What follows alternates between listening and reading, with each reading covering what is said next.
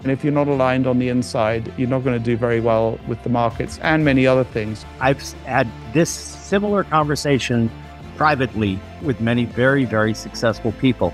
And the majority of them have the same tale. They wrote it out. I don't want to have a narrow focus. If you could tell me that I could have 10 times more money and speak one language less, I don't want to do it. The endless pursuit of yet more money when you've got more than you can spend is asinine. Don't get obsessed for the reason that you got the opportunity. You get more of what you focus on. You know what they're studying in the Masters of Finance at the University of Zurich? They're studying Brownian motion. I'll tell you, once the math gets any higher than algebra, it's pretty certain you're going to lose your money.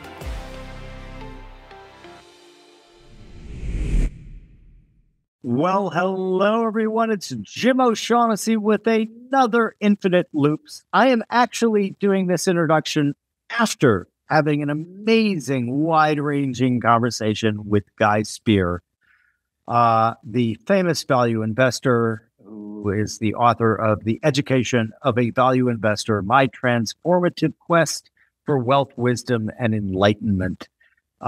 He's an amazing man. We launched right into our conversation, which you're about to hear. We spend very little time talking about the nuts and bolts of investing, but we do spend an inordinate amount of time talking about maybe the more important aspects of whether you can be a success at investing or not, and that is the inner aspects of how we all deal with and interact with life. So please enjoy my conversation with Guy Spier. So nice to meet you. I feel it's kind of like extremely honored that you're interested in talking to me. I don't think I'm that great. And I think you're amazing. Well, you have I'm blown away by the incredible interactions that you have on Twitter. I mean, you have just an amazing, amazing network and amazing conversations, and it's a real privilege to kind of, to just watch them in a certain way is already just great, actually. I'm curious, so New York City, where are you right now? I am in Greenwich, Connecticut right now. Okay. I have an apartment in Union Square and spend about 40% of my time there and about 60% out here in Greenwich. So, help me out, place me. I'm the kind of person, I'm sure I'm not the only one that you know, who the only place I could imagine living in Manhattan is the Upper West Side, period. Now, I'm not extreme Upper West Side, because the Upper West Siders for whom below 72nd Street is no man's land. But I'm kind of like, I can go down to 66th Street. Below 66th Street doesn't work for me. Proximity to Lincoln Center is good. Almost all of the restaurants that I like are on the East Side. I lived once for 3 months on the East Side while my apartment on the West Side was being renovated. I nearly died 1,000 deaths. I couldn't stand it, And and then you say, "Oh, I'm in Union Square," and I think, "How does he do it?" I was on the board of Lincoln Center because I was the chairman of the Chamber of Music Society of Lincoln Center. So I was up there all the time. Love the Upper West Side. But the reason we chose downtown is sort of twofold. The more important reason is my wife is quite an accomplished street photographer. Oh, wow. Actually has a book published by Aperture, Melissa O'Shaughnessy. And the environment down there is really, really target rich for a street photographer. Because as you know, NYU is scattered among the streets down there. And the second was more of the fact that, we live in Greenwich 60% of the time. We thought, let's have a more authentically city-like experience. Absolutely. And so that's why we ended up down there. And we love a lot of the restaurants down there too. Got a lot of friends, many who live in Gramercy Park. So it's an easy walk from our apartment. I used to be a big fan of the Gramercy Tavern. And there was and there was a restaurant down on Bond Street that was called Il Buco, which I just loved. Love Il Buco. Is it still there? I think it's gone now. Yeah, no, I think I was a big fan of that. So it's not like I wasn't downtown. And I totally get that. And actually, it's a wonderful yin and yang. I mean, I don't really know Greenwich, but I want to imagine that there's lots of green and it's very bucolic and it's lovely. And so you've got, and what, the train rides an hour between the two, I mean. Not even on an express train. It's a 45-minute express. The quality of life that one can get in the New York City area is really quite extraordinary when you set yourself up in that kind of way, I have to say. Totally. And and what happened to me, I don't think it's as effective actually as what you've got. So we were in the Upper West Side, didn't want to move away from there, but had a weekend place in Tuxedo Park, which was the total weirdness. And actually my wife didn't take to it, and I was just trying to live a dream. And so the social setup there is, with all those mansions, is really, really weird. But we owned a house there, not one of the larger mansions, but a very, very nice, quote, cottage. And so we'd go up there on weekends. But then when I figured out that, well, I did not understand what I would have needed to do to have our children be placed in the kinds of schools that we'd be happy for them to go to. So I'd not played the right game, and the school that we wanted was called the Heschel School. And anyway, when I realized what I needed to do, we actually would have moved perhaps to Park Slope, something like that in Brooklyn. But what happened to me is I just said, if I'm not going to be in Manhattan, I might as well not be in the United States. And said to myself, look, we had young children. Our oldest was 4 years old, I believe. And I said to myself, if I could move to perfection, where would it be? And like Omaha, Vienna, I mean, it's in my book. So, and Zurich wasn't the only choice, but I had my heart set on Zurich, and my wife was okay with it. But now our eldest daughter is at Barnard, and our son's got applications. He's almost only applying to institutions within New York City because he wants to be close to his girlfriend.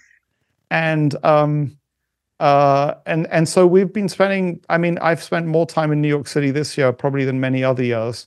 I'm not yet anywhere close to having to pay taxes, but if I up the time, I'll become a US taxpayer again, which will be funny.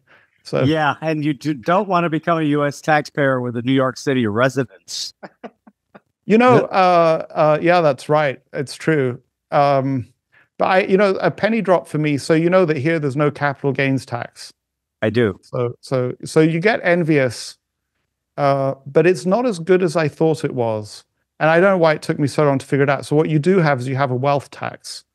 And the problem with the wealth tax is it's levied no matter what happens on the level of wealth of that year. And so you are not able to time when you pay your taxes. And if you think about it, if you plan on holding an investment for more than 10 years, and you can, the wealth tax, call it 1%, it's less than 1%. But after a 10-year period, with the compounding of the 1%, that's kind of pretty brutal, actually. Yeah. So it's not as good as I thought it was here in Switzerland, but anyway, I still love it here. I love Switzerland. A beautiful, beautiful country. I had a funny experience when I was in Switzerland. I was lamenting the fact that our driver, of course, spoke perfect English. And as we were driving through various parts, he switched to Italian, then German, then French. And I lamented, my God, I wish I knew how to speak at least one other language. And he laughed and he goes, you can get on a plane in the US, fly for 6 hours and still be speaking English. He said, here, I can't drive for 40 minutes and still be speaking the same language. Correct. Yeah. But I just wanted to, so if you actually, the truth of the matter is, all over the United States, you can speak Spanish and pretty much half the population will understand you. And I don't agree that in the United States you should have these language of business in the United States is English. Anyway, I don't want to get in. We can get into if you like, but look, if you live in Switzerland, you're going to pick up languages far more easily. Somebody who grew up in the US shouldn't feel bad for the fact that I notice we're spending a lot of time in London right now. And I notice how my facility at German, which is not my mother tongue, gradually declines if I spend a lot of time in London because I'm just not using it. And I'm kind of going into a monolingual mode. I would tell you, even within Switzerland, there are distinctions. So if you live in Bern, your French is likely to be a lot better because there's a lot of French heard in Bern, the capital. Here in Zurich, you have a lot of languages in comparison to somewhere in the United States, but you hear far less French. You hear quite a bit more Italian here in Zurich. And one of the most incredible cities for languages, interestingly enough, is Basel, because Basel's right there, right next to Germany, right next to France. And there are families, check this out, there are families who are French speaking, whose German is a second language, but who live in Basel, and they're registered and they're sort of citizens of Basel, even though Basel is a German-speaking town. So that's an incredibly multilingual place. So you even have subtle variations within Switzerland, if you like. And Yes. But don't feel bad because it's the nature of the place, you know. Yeah, I you agree. would be. Go ahead. You'd be multilingual if you came to Switzerland.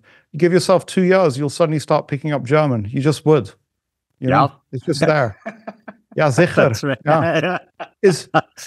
So your wife is Melissa O'Shaughnessy? Correct. Oh, so you know, I would. I'm a terrible photographer, but I wish I was a good photographer. I'm really good at buying camera equipment. I can do that really well. You know, I was insulted appropriately insulted when I read an article which called Leica cameras just jewelry for men, you know? And I was like, that's quite exactly true. what it is.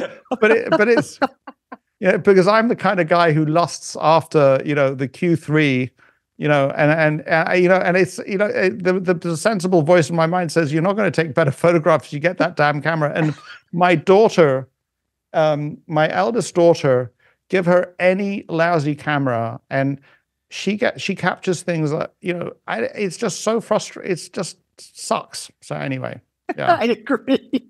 And I particularly am impressed. I mean, I was a huge fan of Henri Cartier-Bresson at the time. Of course, yeah. But particularly street photography is something that is just so wonderful. But it's a real skill. So anyway, totally. And she, you know, just watching her progress from when she started to now, but it was 10 years. She had 10 years of practice. So it's one hell of a thing to practice at, you know, because yeah. You know, it's especially good to be in New York though, because nobody cares. Nobody cares about if you're taking somebody's picture. It's kind of expected, really, isn't it? Like you're in New York. It really is. Yeah. And other places we travel a lot, and we've noted in other places, weirdly, Paris. People don't really like to have their photo taken in Paris. My wife tells me, at least. That's interesting because you have, you know, there's a yin and the yang between Paris and New York for me. So the way I used to describe, you know, I lived in Paris after undergraduate.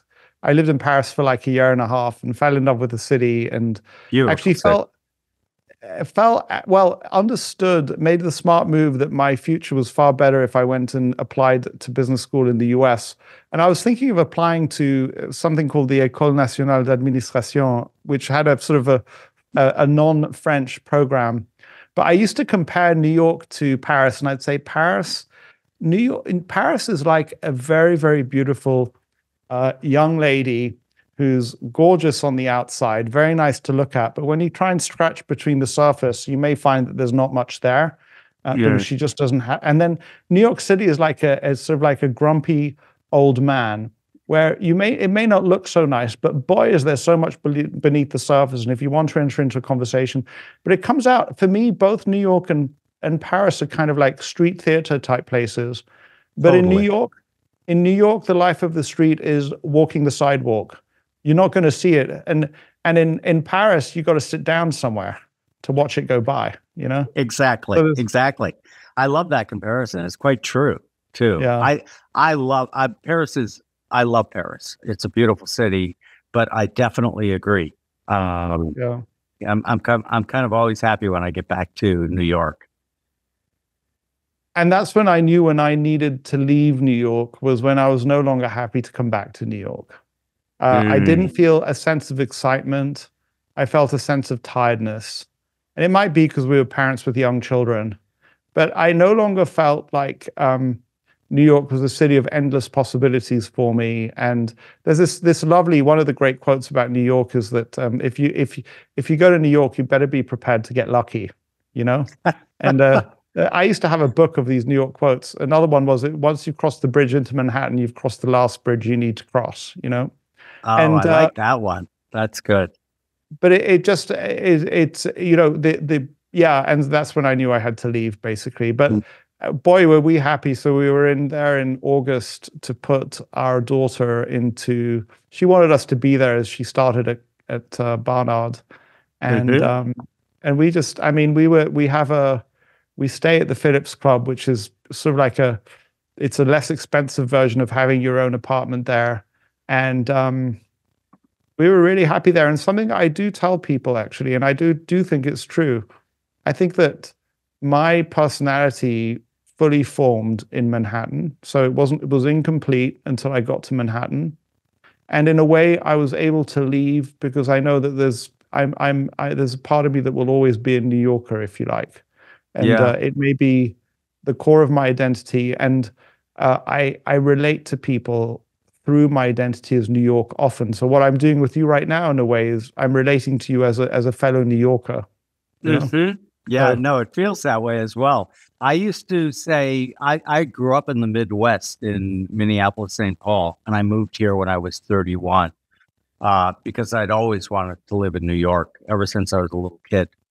And when I would have siblings or other relatives visiting me, I would say, you either feed on New York's energy or it feeds on you. And at what proportion of your time did you feed off its energy, and what proportion of your time was it the other way around? Like 90-10. 90% I fed off its energy, still do. 10% just like sometimes when I'm there for long periods of time at my apartment, I'm just like, okay, got to go back, get some green, walk among the trees. Right. And you know, it's interesting. So I know that many of my friends don't believe it about me, but I believe that I'm an introvert. And the reason why I believe that is that I like libraries. I like places where it's quiet. I like restaurants where there's not a loud noise around, where I can have conversations. I love these Jeffersonian meals where I can hear the conversation. I get very tired in noisy environments. And it may be that and what happens in New York when you live there is that the noise declines. I mean, you still have the noise in the street, but you spend far less time in the street because you're either in the office, the apartment, something. So you kind of like, that's a transition. But I remember that the first 6 months I was in New York, it really grated on me. And I started to get really good. And then I'm not sure if I could have ever been as much a New Yorker as perhaps you are. There's another thing that I used to say about New York, which I really do believe, it was true for me. So I used to say that New York is like being a user or abuser of cocaine. So so there was a certain period of my life in my early 30s where I hung with a crowd that were regular users of that stuff, and I used to joke with friends. I'd say, "Oh, I'm exploring the dark underbelly of New York nightlife." And by the way, Jim, there were a whole slew of friends that I had during that period that I'd only see in around this kind of like dark underbelly of New York nightlife. And the minute I pulled out of that world, you know, I don't even know if they exist anymore. It was like they were all people who kind of existed. I mean, and some of these people are like huge personalities, but the analogy is that these people and you know, they were a friend of mine who used to hang with them, and we were kind of like dry. We weren't interested in doing that. We just enjoyed the nightclubs and the colorful life and all of that. She used to call them vampires. So they'd disappear off to the bathroom and it was like these. They would all say, "I know this is unhealthy, but it is an enormous amount of fun. I plan to stop, but just not yet." And I used to say that was my relationship to New York. It's enormous amount of fun. I know it's not good for me. I plan to leave, but just not yet. Not yet. That's like, and then and then after 16 years, eventually I was like, okay, we're doing this. Yeah. Put all of the funny thing about go ahead. No, sorry. Put all of our stuff. We got a container, and we put everything into the container, including our 2 cars. All our belongings were in a container, and they went all the way from New York to Zurich, including a Honda Odyssey, the Mama-mobile that we had at the time for our 3 children, which couldn't be serviced properly here because we were like, it's a Honda. I mean, doesn't Honda get sold everywhere? It turned out that this Honda had special wheels, special tires, non-replaceable, something that were only manufactured for the United States. So we had this kind of like odd lot model that I don't remember how we got rid of it eventually. It was kind of a total nightmare, but yeah.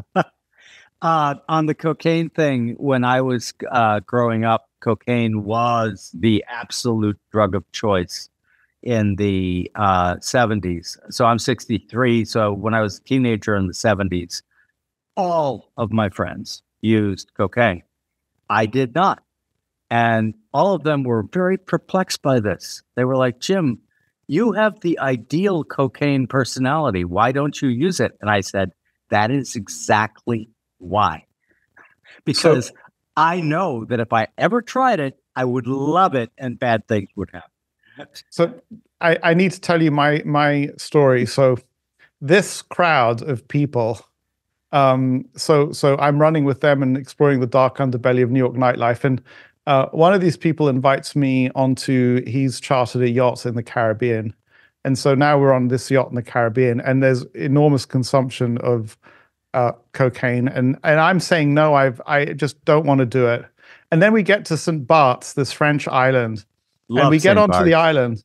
And because I just need proper coffee, and that was before good Starbucks coffee and before Sant'Ambrose and Via Quadrona on the Upper East Side. And so I have like 4 espressos in a row on the beach. And one of these guys turns to me, he says, dude, you're no different to us, except your drug of choice is caffeine and our drug of choice is... I was like, yeah, this thing is legal and it's been consumed. I was like, yeah, I'm doing this one. Thank you very much. But so that's, but then eventually, just to close that loop, so eventually in New York City, I decided I was going to try cocaine. And I wasn't going to do it around those people because that was dangerous. But I decided, and I had a friend. This is a classic New York story. He's a dear friend still. And I call him and I say, I think I want to try this. Can you tell me about it? And he grew up in a household where his father was a psychiatrist of the 60s Beat generation.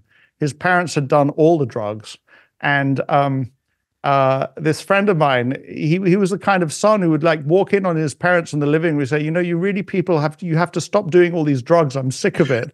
Anyway, so I say to him, Peter, do you think I should try it? And he says, well, it's a delightful drug, guy. I don't see if there's anything wrong with it. So I end up doing a mini bump with a friend that I trusted, 1/3 of a line.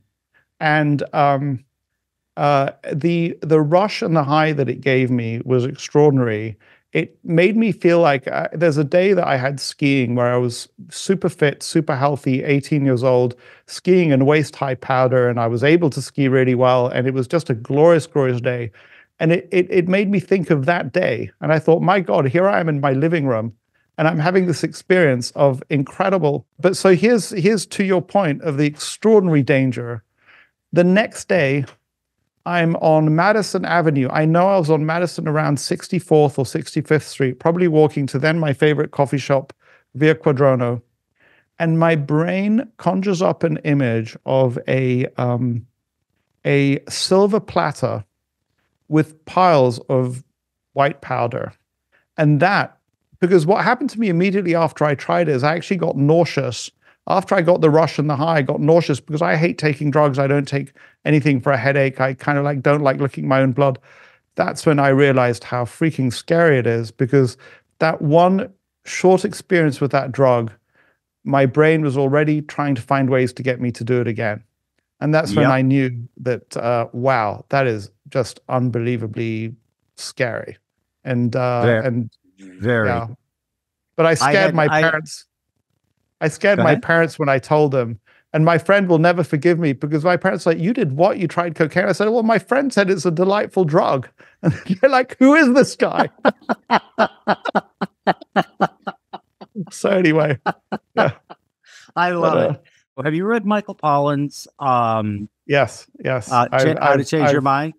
I've been spending a lot of time around, a lot of time. I had a guy who's a risk manager at a major bank here in Switzerland come into my office and try to convince me that I need to do psychedelics. So I did. I read the book. I grew up buying all of the propaganda. Never touched a psychedelic ever, because remember, Nixon made his whole war on drugs because he was in political trouble. And that was that. And then somebody pointed me to Michael Pollan's book, and I read it, and I was flabbergasted. So I did try psilocybin twice. Okay. And it was amazing. But the interesting thing was I had no desire. After the first experience with psilocybin, I had zero desire. Oh, I want to go do more psilocybin. So I found in my very limited experimentation with these drugs. Now, also, they were the purest pharmaceutical type because of the person who assisted with it. But and he had told me, listen, these psychedelics, most of them, and he was careful to fentanyl, don't go near that stuff because that's trouble. But anyway, he was very much, these are really not addicting substances. Yeah. And at least in my personal experience, which is very limited, two times, I had no desire to, I need more mushrooms. I need more psilocybin. Yeah. I know a lot of the guys out in California microdose. I have a lot of friends who microdose psychedelics. I've never tried that. Yeah. Because I'm very lucky in that I love Bach. And so when I'm working, when I'm reading, I just have Bach on all day long. Yeah. And I don't want to be compromised in any way in terms of an external drug. But I was interested. So I've not done that, although I've had people and I've read the Michael Pollan stuff. The conversations I've had, I mean, one I remember at the TED conference a couple of years ago with a friend who's a coach, and I've done plenty of psychotherapy, and I'm a huge fan of psychotherapy. And she just said, she looked at me, she said, you don't understand, because I gave her a very skeptical view. She said, one trip, she said, changed her life. And she said that was the only trip she needed. And in her case, what she experienced was, she said, look, I experienced death. And she said, I know that you think that you know what death experience is. You don't know what it's like to do it under psilocybin. And having had that experience, I'm a different person now. I don't need to do it again. So it was that was my experience as well.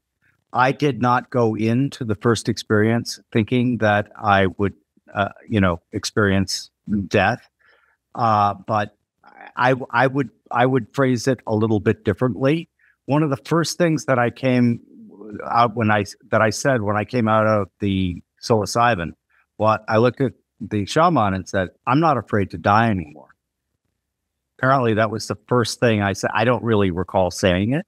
Yeah. But the second thing I'll share was I'm a huge music fan. And so I was in a Bhutan-like location, and I was hearing they have all the Buddhist monasteries right next to each other. If you've never been to Bhutan, I highly recommend it. It's an amazing country. And Yeah. the Bhutanese people are amazing. Anyway, so I was hearing all of the that type of chanting, but then I heard the purest, most beautiful singing I'd ever heard in my life. I literally started to cry. And I just sat transfixed in what seemed like 20 minutes. And I I'm I said to myself in the trip, oh my God, this is the cherubims and seraphims. I'm not a religious person. Yeah.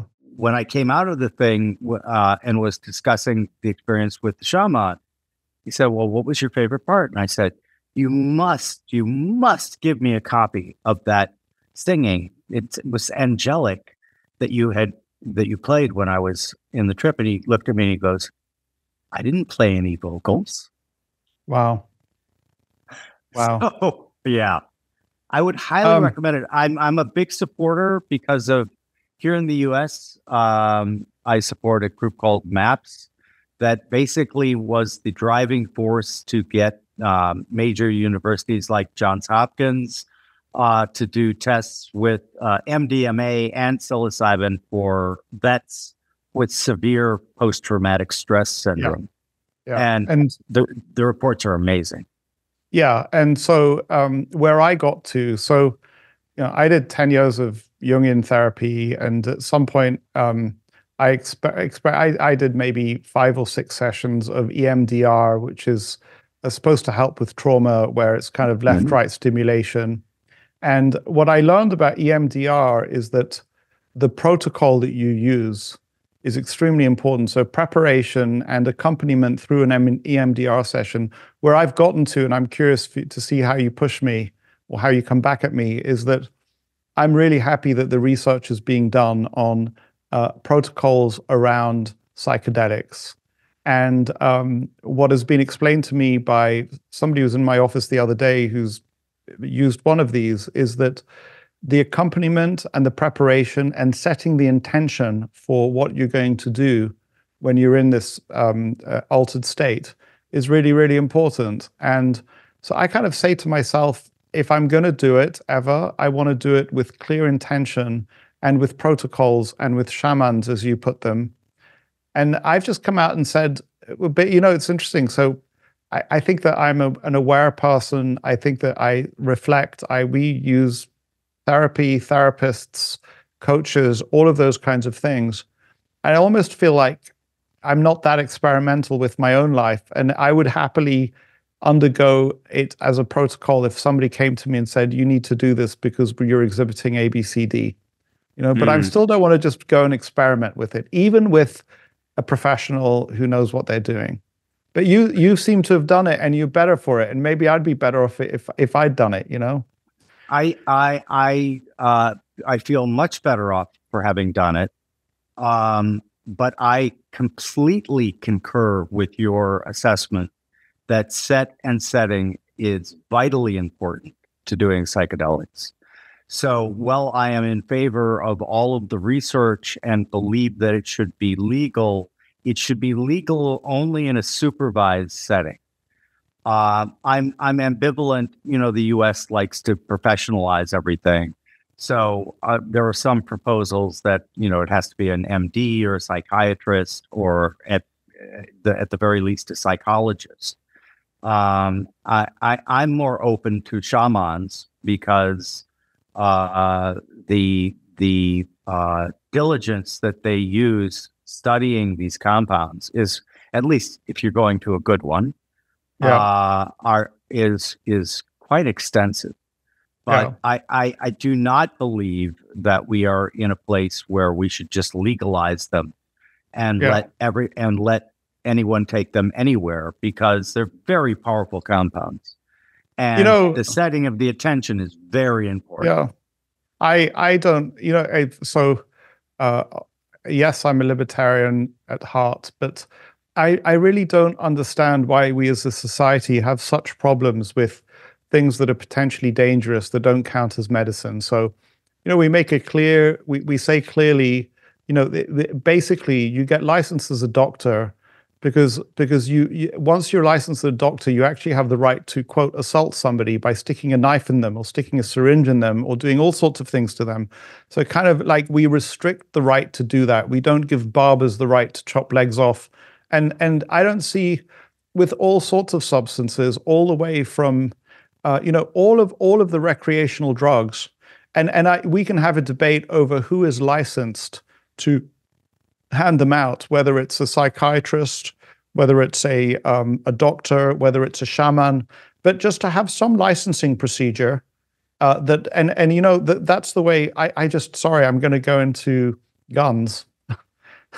Difficult to talk about guns in the United States, but I learned so much here in Switzerland. So in Switzerland, you have to be, very high gun ownership in Switzerland, but you have to be a member of a Verein or an association.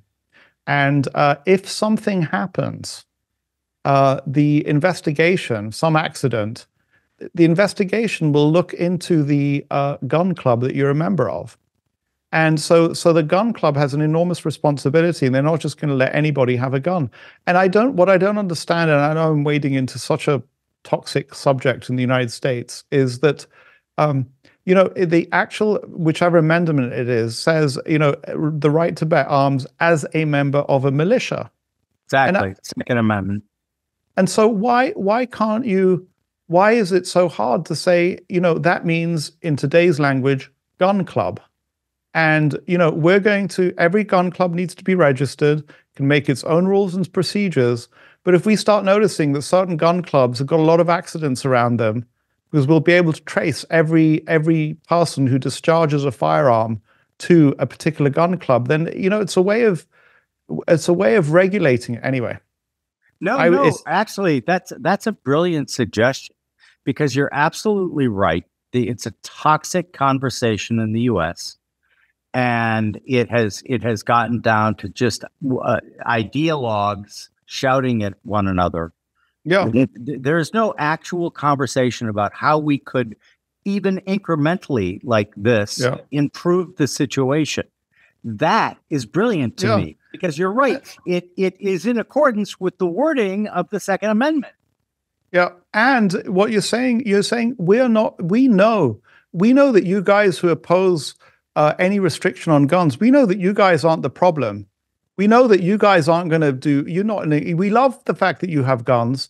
We want to stop the people who shouldn't have guns. By the way, you want to stop them too. So then you're not going to let them into your clubs. And by the way, somebody says, but you're restricting my right. We say to them, okay, form a gun club, or here's a gun club you can join. And, and so sooner or later, which gun club you get into will be the one. And you can form your own gun club as well. But, you're under evaluation. Anyway, it's just one of the things that happens, I just tell you, I've learned so much living in Switzerland, and I just put it into your mind.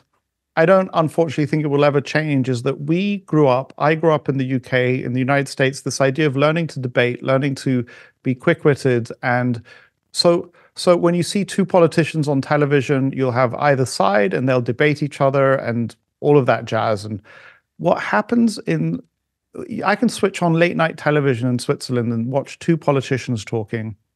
And check this, Jim, they're competing with each other to see who can better stake out the middle ground. So the competition is, no, viewers, you think this guy staked out the middle ground? Well, let me show you how I stake out the middle ground even better, and how I take into account both sides of this debate, and that both sides of this debate need to trust me, not my opponent, to cover that middle ground. And it's fascinating. It's just the way everybody thinks. And suddenly... devoutly to be wished. And I tell you, thank you for listening to me. Maybe it's because I'm kind of doing a psychotherapy session here in American politics and British politics. There is such incredible sort of lacks of knowledge so I studied some politics at university, and we did comparative politics, and we also studied European political systems. But this idea that the UK, with its Westminster, mother of all parliaments, has the last and best answer to what it is to be a democracy, it kind of looks ridiculous from the perspective of Switzerland. Really, really does look ridiculous. I've now been a Swiss citizen for a couple of years. I've voted now. The only country I've ever voted in is Switzerland. I've voted in, I don't know, 5 or 6 different referenda on the most diverse of topics. And I've had to really study and understand what my position is on a particular issue. I'll just tell you one thing, which is hilarious, is that one of the votes we had to do was to whether to reduce the voting age from 18 to 16. And under the influence of my daughter, who just turned 16, I believe, I very enthusiastically voted yes. And then in conversations with various friends afterwards, I actually regretted it. And they came along, they just said, look, no representation comes with responsibility. You get the right to vote, sure, but is she going to be put in prison if she commits a crime? Does she required to pay taxes? And the tax is the big one. If you want to pay taxes as a 16-year-old, sure, you get the right to vote. But if you're not paying taxes, then don't vote. But and you look at sorry, I don't know why I'm doing politics. You look at the Brexit vote in the UK and you think, how stupid was that vote? And here that wouldn't happen. And I just wish, and I'll just stop with this because I'm on a bit of a diatribe and I'm meandering a little bit, but Switzerland, the mindset in Switzerland is, we've figured out a way to solve our problems. And, we kind of like, we're doing our best to do that. But our desire to teach the rest of the world anything about the way we run our country stops at our borders. If you want to come and live in our country, you need to learn our rules. But so the minute a Swiss person goes beyond the borders of Switzerland, there's no proselytization, there's no preaching, there's no cultural export. And, the UK and the United States do it by breathing, and there's this element of, well, when the rest of the world wakes up, they'll be like us. And it's very difficult for the United States to realize that actually, no, they don't want to be like the US because you think, why not? It's such an amazing place.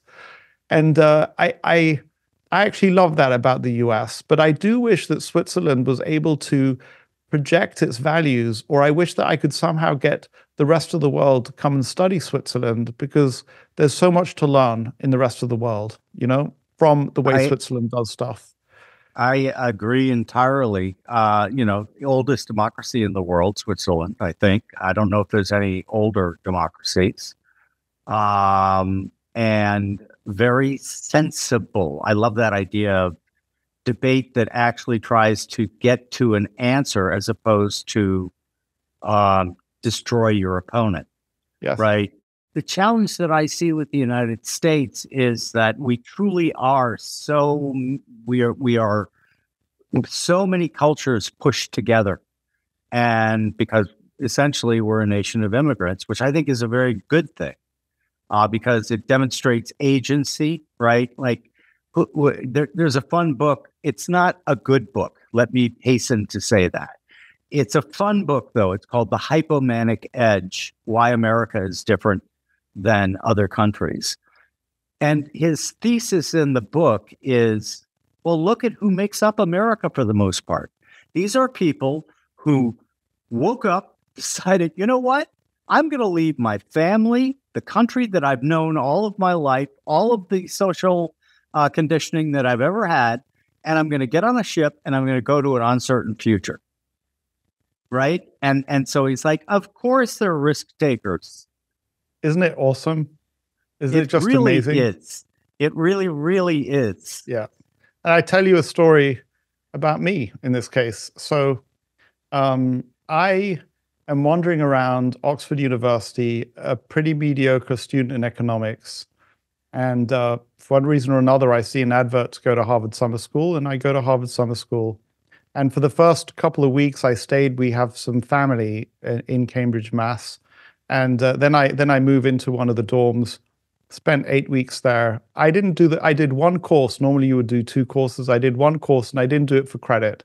I spent most of my time hanging out on the lawns, talking to various people. And, but I didn't really do any work. I came back to Oxford for my final year, and I flipped into being a sort of like 4.0, whatever you call it, GPA student. And you also graduated first in your class. All of that jazz. I was blown away. Thank you for reading up on me. Thank you. But it happened. Something happened. Something was unleashed in me in the United States. That 4 weeks did something to me, and I was forever changed. And I'm forever grateful for whatever the hell it was. And the only reason why I can happily live in Europe, live in Switzerland, old Europe, is because whatever that did, I carry with me forever, and it dramatically and remarkably transformed my prospects. And yeah, the degree result was nice, but I became, I don't know, we'd have to do like 3 or 4 psychotherapy sessions together, Jim, to figure it out. But something changed in me, something profound and incredible. And the United States is the last great hope of mankind, and it's the capital of my world. Most of the capital that I run is in the United States. And, I would fear terribly for the future if the United States wasn't basically healthy. And I think that, will the center hold? I don't know whose quote that is from, but there's this fear. It's Yates, I think. But there's this fear in the United States, often, especially people who are prosperous, that this most incredible experiment of mankind, last great hope of mankind, is another quote from somewhere, that it's going to tear itself apart. And I've kind of like made a choice that I don't want to live in a world of worrying that Chicken Little, the sky is falling on my head the whole time. And I can't rule out the risk that it is going to fall apart. But I'm actually confident that it won't. And it is a miraculous place. And what I say to my friends is, if they're kind of worried about what's going on right now, and I say, if the United States can get through the Civil War, then this is nothing. This is nothing. I mean, literally, so. Totally agree. I would never short the United States of America because unlike other countries, we had the great good fortune of being founded during the age of reason and enlightenment. And and we had a remarkable set of founders. And I always say to people, I think more about the United States as a country that was formed around ideas as opposed to geography. And I think that that's one of the things that you felt when it changed you as a person. Yeah. Because one of the things that I love about the United States is the fact that, for example, all of our military officers swear their allegiance not to some political figure, but to the Constitution of the United States of America. Of course. And I just find that exhilarating, and I love history, and so there are times where United States Armed Force officers may, in fact, refuse a direct order, even from the President of the United States, because they say it is unconstitutional and they will not carry it out. Now, is that officer placing him or herself at great risk? Yes, indeed they are, because they will be charged. There will be a trial. There have been trials, and some have been found not guilty. Many have been found guilty. But this idea that there is no human maximum leader, there is no human Politburo, but rather your allegiance, my allegiance as an American is to the Constitution of the United States of America. It's an amazing idea. Which I absolutely idea. love. It really is. And what's fascinating is that, if I think of the UK and the United States, 2 countries divided by a common language. Common language. I love that quote. It's great. I don't know whose it is, but I don't either. I don't either, but I've used it many times. And two amazing cultures and commonality in so many different ways. And then if you pull away the layers, there's this profound distinction, because at the end of the day, if you pull away the layers from anybody, you have anti-monarchists in the UK, and but you get a fundamental trust in that institution of the royal family. And you'll get people who argue vehemently for the idea that when you get to the very core, to have a human to whom, or a line of humans to whom you pledge allegiance, is more stable and better for the propagation of values and institutions through time than the Constitution. And I have British friends who would be deeply mistrustful. They would come to you and they'd say, how can you pledge allegiance to this inanimate object that cannot change with the times? You know? And it's interesting because I used to be an anti-monarchist, and now I'm spending quite a bit of time in the UK. My parents are in the UK. We actually have a home in the UK. And I've kind of made my peace with the royal family, and I've made my peace with the institution of the royal family. And I used to be the guy who sort of just rip it out, you know, and put something else in its place. I actually realized that for that country, it would be extremely damaging. It would actually be the end of the country, actually. And so, but you see, that is a nuanced opinion, right? And so I totally understand where you're coming from. I have a classic American's attitude toward any monarchy of any kind. I have a lot of British friends. And what's interesting is the majority of them are pro-monarchy, which when we first had the conversation around it, kind of shocked me, honestly. Yeah, because even the people who don't benefit. Exactly, exactly. And so I just said, I gave it a long think, and I'm sort of like, I get, after listening to them, they made points very similar to the point you just made. Yeah. And they would say, look, continuity and forever. Yes, there were different the ruling families. Yes, but the monarchy itself has been around a long time. We signed the Magna Carta to give us, sort of rights over the all-powerful absolute monarch. We have evolved the monarchy in significant ways. And the argument that I find most compelling, even though, again, not a big fan of monarchies, including not for yourself. The Brits can have it, but not for you. The Brits can exactly. The Brits can have it. I love it. But the idea of the separation of the ceremonial aspects of a country, that Europe separates prime minister from president in many, many countries, that makes some sense to me. Yeah, it makes some sense to me that was always a bit of a cock-up, in my opinion, where we ended up with our president, who is a political creature, also being the head of state.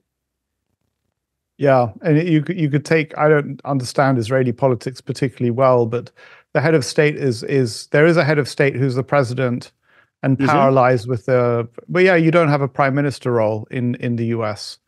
No. What I would tell you, just a fun take on the British royal family, that maybe if you and I were business school case writers, we'd write a case on this. I think that Harvard Business School needs to write a case on the royal family. And I would tell you that I think there's an enormous amount that one can learn from observing and understanding how the royal family of the United Kingdom, and probably other royal families, run themselves. And there's huge lessons for business. So, I joke to my friends, you put me on the coins of the realm and there'd be no stopping me, and there's something else. These are the royal family, and they call it the business, they call it the firm. I think the insiders realize that they need to set themselves up. I mean, Warren Buffett talks about buying a business that any fool can run, because sooner or later one will. Well, the royal family has been thinking about that for many more generations, far longer time than Warren Buffett has at Berkshire Hathaway.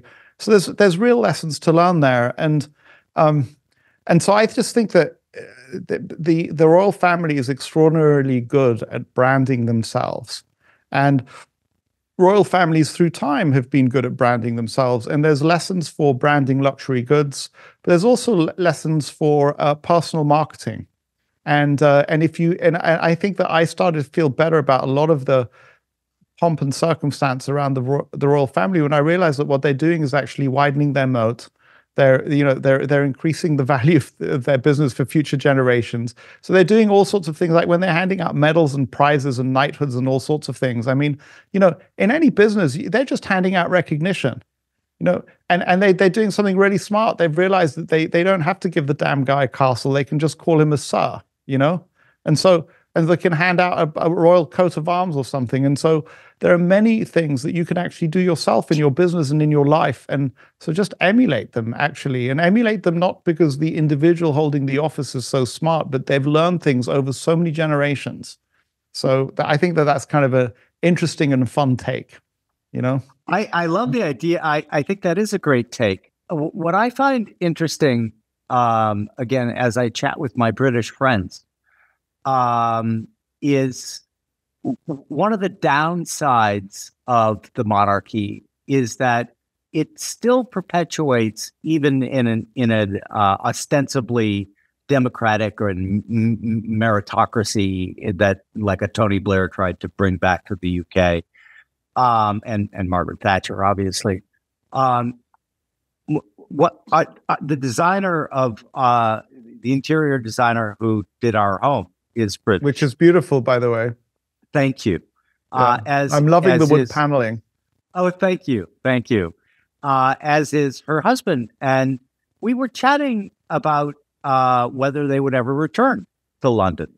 He's a creative director, so they lived all around the world because he would get a slot at a big agency, Singapore, Dubai, then New York, right?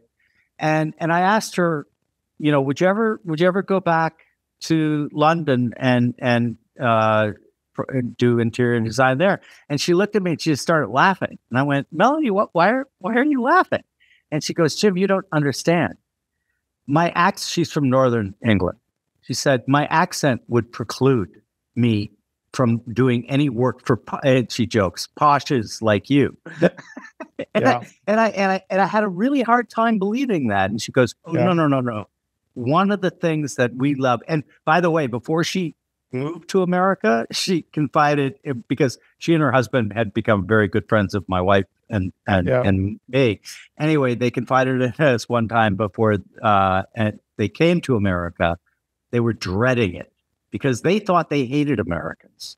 And then she goes, I realized after living here that I'd never properly understood America in any way. I was basing it all off things that were, not interactive, media, American tourists, etc.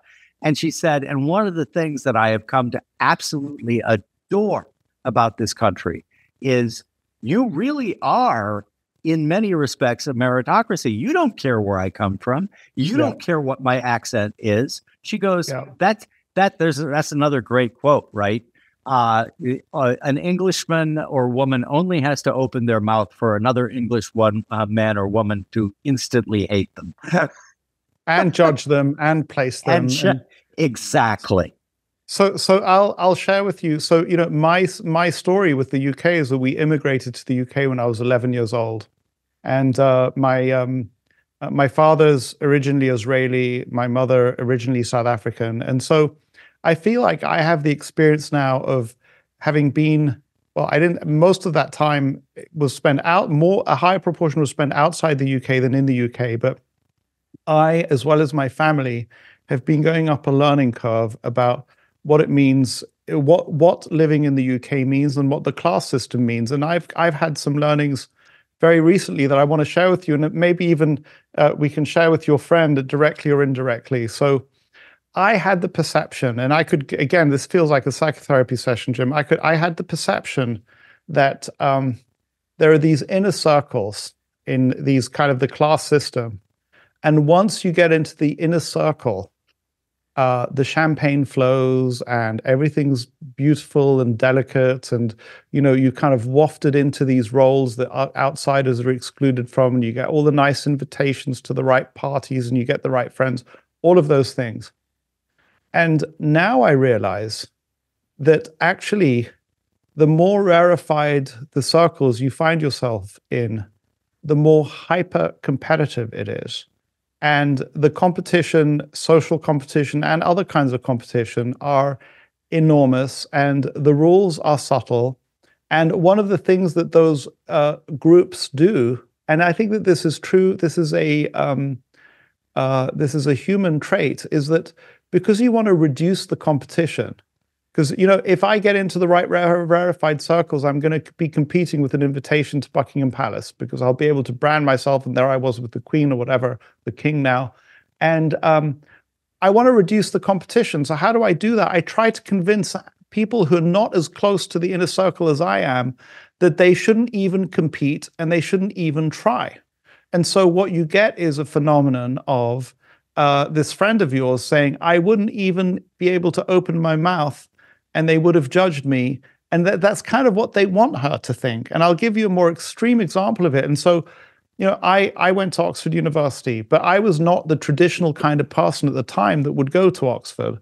So there I am sitting in a taxi in London, and he's got a Cockney accent, and he's asked, I don't know, remember why, conversation struck up, and it turns out that I'm at Oxford, or I've gone to Oxford, and because I've been to the US, I perkily say, well, you got a son, maybe he should go to Oxford. And he gives this sort of like chip on the shoulder, I'm not from that kind of I wouldn't go to, my son's not going to.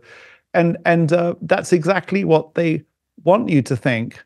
And he thinks that it's excluded to him. But actually, you can compete with your Northern accent. You can compete with your Cockney accent and being a taxi driver.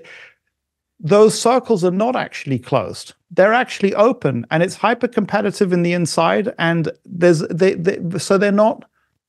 They want you to believe it because they want to reduce the competition. But you can get in if you want to. And so I've been going up an extreme learning curve there. And I now have a very, very different perception of it. And the class system is not walls. It's just people competing for stuff that is scarce. And if they can convince you through any means, whether it's your accent, whether it's where you're from in the country or anything else, that you're not going to be a competitor with them, then they're happier, And so I still haven't worked through all of this, so I'm not making it as clear as I perhaps ought to. But I don't see anymore the class system as, which it is there, I don't see it anymore as being this kind of wall of rejection. And I have experienced enormous amounts of rejection in the UK. It's circumstances where it was very painful for me. And I now realize that, and what I thought was a closed wall was actually permeable, but I hadn't learned the rules, and I'm now busy. I don't know if any member of my family will stay in the UK, but I'm busy trying to teach those rules to as many people as I can in my family, in my circle. And I would just tell you that, so it's not so black and white. And if you go to New York City, is a great example. So we were applying for our daughter to the Heschel School. And, and we thought we're a great family. My wife's Mexican. I've got this background. My daughter speaks at that point Spanish and English. We're great candidates for this school. In retrospect, I need to be making donations to the right places and showing up to the right cocktail parties. And they really didn't care, how interesting we were, because that was just like your entry ticket to even being considered was to be doing those things. So yeah, I didn't know the rules. So is it that different from the UK? That is so interesting to me, because I talk about understanding the game rules of different segments of society, of different segments of investing. Yeah. There are game rules, and if you do yourself a major disservice if you don't A, understand that, and then B, try to learn what those rules are so that you can play the game more effectively. I love that idea. Yeah, and realize this. In many cases, the rules are clearly laid out, and it's the nature. I mean, I think New York City is very unusual. I think if you go out to the western part of the United States, newer states, it's the nature of the United States and open society that you make the rules available for the people who want to read them. It's not very fair. It's not very nice for the rules to be unwritten, because how the hell is an outsider supposed to learn those rules? So that they won't even tell you there are rules. So they're not written down, and they won't even tell you. The only way you learn them is by osmosis, by a friend. Often it's a friend who takes looks kindly on me and says, you know what, I can see you're interested in this stuff. Let me tell you how to actually play the game, and that is kind of like, that knowledge is golden, So when you were at Oxford, though, I must assume you're a very bright person. Did you learn them explicitly or implicitly? So at the time that I was at Oxford, first of all, I spent a lot of time not understanding many, many rules. So there was a kind of a civil war going on at Oxford, because colleges like my college, half of the college was from these fancy public schools, and half of the college was from non-fancy public, well, from the state sector. And I was kind of like in this weird group that I'd gone to an independent school, which was not the state sector, and was not. So I was kind of in the middle of that. Neither fish nor fowl didn't fit into either of the two groups. So this experience with this taxi driver, London cabbie, was so hard for me, because he was my accent changed at Oxford, by the way. This all started around accent, imperceptibly, and this taxi driver is considering me to be as if I'm one of those Oxford toffs. And I'm trying to tell him, no, I'm not. I'm not one of those Oxford toffs. I'm different, and I'm like underclass like you type of deal. And he's not having any of that, by the way. And the fact of the matter is, I have learned some of the rules, because obviously I've been there and they've come off by osmosis, but there's so many rules that I haven't learned. And so it's complicated. And so now, just to give you the sense, I was confronted with so many people who'd been to Eton. And at the time, Eton was a significant proportion of the students at the school. Now, when you've been to Eton, you show up at university like Oxford, and you got friends across all the colleges. You're hanging out with each other. You're introducing each other. It's a whole different experience. I go to Oxford. I don't know anybody, and you've got this kind of like semi-unionized group of people who are all taking care of each other, sharing with each other which club to be a part of. So now. So now, second generation, one generation on, my son is a student at Eton, and now I have the experience of my son would have a very very hard from a school like Eton to go to a university like Oxford, because they kind of actively discriminate against students from those kinds of schools. They're trying to reduce that phenomenon. And so, and I want to say, but my son is not like those guys. That he's not from this British class system. He's he's an outsider. He's an immigrant. You shouldn't discriminate against him. All of those good things. So you see how I'm at this stage of learning. I'm 40 years into the British experience, if you like, or I'm trying to understand the British experience. I'm at a much greater level of subtlety than I was 20 or 30 years ago. And maybe in another 20 or 30 years, it'll be even more subtle, So I find that absolutely fascinating, because, the same is true, more or less, of the Ivy institutions, which have been much in the news in the United States, whereby, I got into Yale because my father was an alum. No, because you're a genius, Jim. That's what I like to try to tell myself. But however, the reality of the situation was that I got into Yale because I was a legacy, and literally, don't be hard on yourself. You don't know that. They made a great choice. Anyway, I didn't go to Yale. That's the difference. So I was a bit of a radical back then, and I made it my goal to try to get into a uni where my family, where my dad hadn't been, or my mom. My grandfather was very successful and had done a lot for the University of Notre Dame, and so I remember a time when I was a senior in high school, and we had Father Ted Hesburgh, who was then president of Notre Dame, at our house for dinner. And I went in and we shook hands. Wonderful man. And he goes, "So you're starting at Notre Dame next year, right, Jim?" And I went, "No, Father Ted, I'm not." And he looked at me like he was literally shocked. And he goes, "Well, why not? And I said, Father Ted, because you are asking me that question. And he got this huge smile on his face. And he said, good for you. So I ended up getting accepted to the University of California. So you didn't. So they're trying to get you to go to Yale. You're like, nah. Notre Dame, nah. You were a maverick. And you were independent minded, and good for you. Very, very good for you. I wouldn't trade my experience with anything, right? Because sensitivity to initial conditions. When I was a little boy, I fell in love with New York, for example. I was 8. It was my first time in New York City, 1968. New York City in 1968 was not a very safe place for most people who don't know New York's full history. It had fallen on very bad times. You remember the Ford to New York drop dead when they were going broke. Anyway, we were going to live in Ireland for a summer. And we had a one-night stopover in New York City, 1968. I'm 8. Without asking permission, without telling anyone in my family, put on my little white windbreaker and went on a long explore of New York for several hours. Well, I got back to the hotel, and of course, the lobby is filled with police. My mother is weeping on the couch because she thinks some horrible thing has happened to me.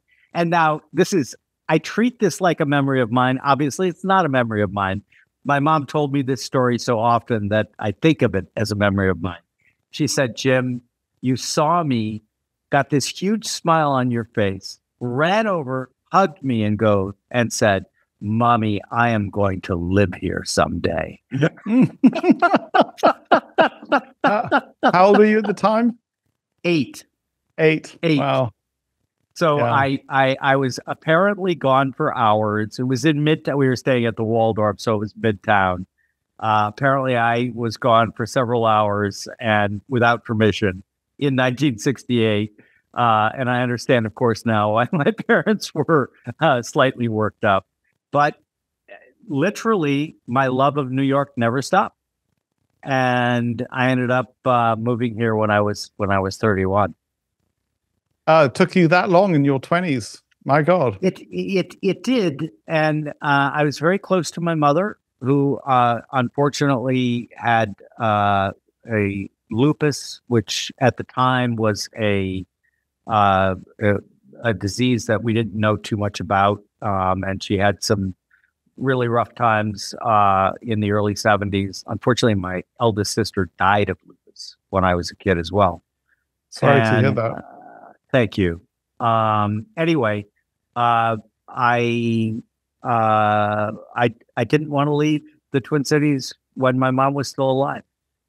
And that's beautiful. Yeah, I was very lucky. She was a lovely, lovely woman. And yeah. So I don't know why we got onto universities. We were talking about Oxford, and then we went from Yale, skipped over Notre Dame, and went to, I guess it's UCLA. Well, it would have been Cal, Berkeley, but I ended up starting at the University of California, San Diego. Much nicer climate. La Jolla is far more beautiful. Yeah. But then I did an inter-campus transfer, down to San Diego. After 2 years, decided I was probably much more of an East Coast guy. So I had gotten grades good enough that I transferred to the School of Foreign Service at Georgetown, and loved it there, but met and fell in love with my wife of 42 years. As a matter of fact, today, for those listening or watching, today is December 14th. I asked my wife to marry me 42 years ago on this day. Congratulations. And thank you. Now we have 3 children, 5 wonderful grandchildren. Wow. So the only reason I managed to meet my lovely wife was because she had been at Georgetown. I love these little connections. And yeah. I was at a party of a friend, and he was saying, well, how do you like Georgetown? I said, I love it. I love the School of Foreign Service. I finally have a fit there. I think it's great. And he goes, well, you should go talk to Missy Walker over there because she was at Georgetown. And I did. And the first question she asked me, because Georgetown they tease it a bit for being very preppy. So the first question she asked me was, does it bother you when everyone says, what does your daddy do? And I immediately was smitten. And so started dating her, fell in love. And so I finished at the University of Minnesota, a state school. Wow. Two things. First of all, you need to know, Jim, I have not been married 42 years. But they say, congratulations, Melissa, congratulations. They say that the first 42 years are the hardest. It's plain sailing from here.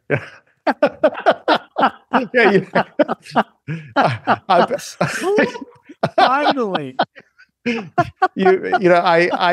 My wife and I celebrated 20 years just, this congratulations. autumn. Yeah. Would you like to see the scars? You want to see the scars? I think we'll leave the scars off, although it toughens you up and makes you usually better at many things. Go ahead. Yeah, sorry. Nobody's going to write a book saying how to survive your first 10 years of difficult marriage, after you thought it was going to be a breeze. Think of how many books there are on how to get married, what flowers to pick, what readings, nothing for after that, so few, because it's just like wouldn't sell. But it's like this great big gaping hole, because that's actually what you need. I would tell you, my wife and I, we were just lucky. And New York City, actually, because it's got the world's best probably concentration of psychotherapists, marital therapists, you name it. We really started learning about how to be married to each other in New York City. And if it wasn't for some of those therapists, we would not be married. But I have a whole bunch of thoughts there where I wanted to go. So we can dive down that route if you want to. But there's a phrase when you talk about skipping over Yale, skipping over Notre Dame, UCSD, but then University of Minnesota State School, is this beautiful, I don't know if you read any, why am I blanking on him? Joseph Campbell. I love Joseph Campbell. Yeah, who doesn't? Of course you do. Yeah. So, and this is what I tell so many people. This is kind of like from his talks at the place in California. He used to give lectures at this kind of retreat place. The Esalen yes. Institute. Yeah. And it's a beautiful, beautiful book. And it is somewhere in one of those talks, he says, you enter the forest in the darkest place where there is no path. And, the reason why there is no path is that if you saw a path, it wouldn't be yours. And we all have to beat our own path if we want to live. And so what you say when you ended your life, or you ended your university education in Minnesota, what I hear is you've beaten your own path, and you started beating your own path at an early age. And there's something, so I have a question, I guess, because I have this, when I've taken decisions that it's like, oh, wow, I'm taking this decision. It's a big move. I wonder if it's the right move. And then I feel like the universe responds to me sometimes. And sometimes the way I describe it is God smiles at me. And it's like, and I get indications from the universe that I've made a good decision. And it's something very exciting because you realize that you're sort of like following your destiny. And I'm just wondering if you've experienced that. All my life. Yeah. And for those who are listening and not watching, you would have seen me nodding in agreement as Guy was talking about that. I also passionately believe in writing out your life, scripting your life, if you will. My grandfather taught me a thing he called premeditating. And it's actually quite simple, but it's profoundly useful. What you do when you premeditate something is that you want to do something. You want to achieve something or be a certain type of person. So you can write it out. So I want to become an author, right? And then what you do is you go down several different paths. Here's what happens if I get this goal, and then what happens good if I get the goal. But here's the important one: what happens bad if I get this goal? And then you do it for the other side. I don't get the goal. What's good? What's bad? And it's a bit of a decision tree, but it's the thinking about, which is very unnatural, right? It's very unnatural to think about, I achieve what I think I want, that there could be anything bad happening out of that. And that's the part of the exercise that's so powerful to me. Right. Because it gives you clarity, number one. It helps you understand whether you really want that thing or not. Right. And it's a very powerful mechanism to better understanding your own desires. Why do you have that desire? All of that. And it gives you much greater clarity if, for example, after premeditating, the decision is taken, yes, I'm going to go for this. I'm going to try to get this done. You are doing so with a far greater awareness, at least I have, from doing this all my adult life. Yeah.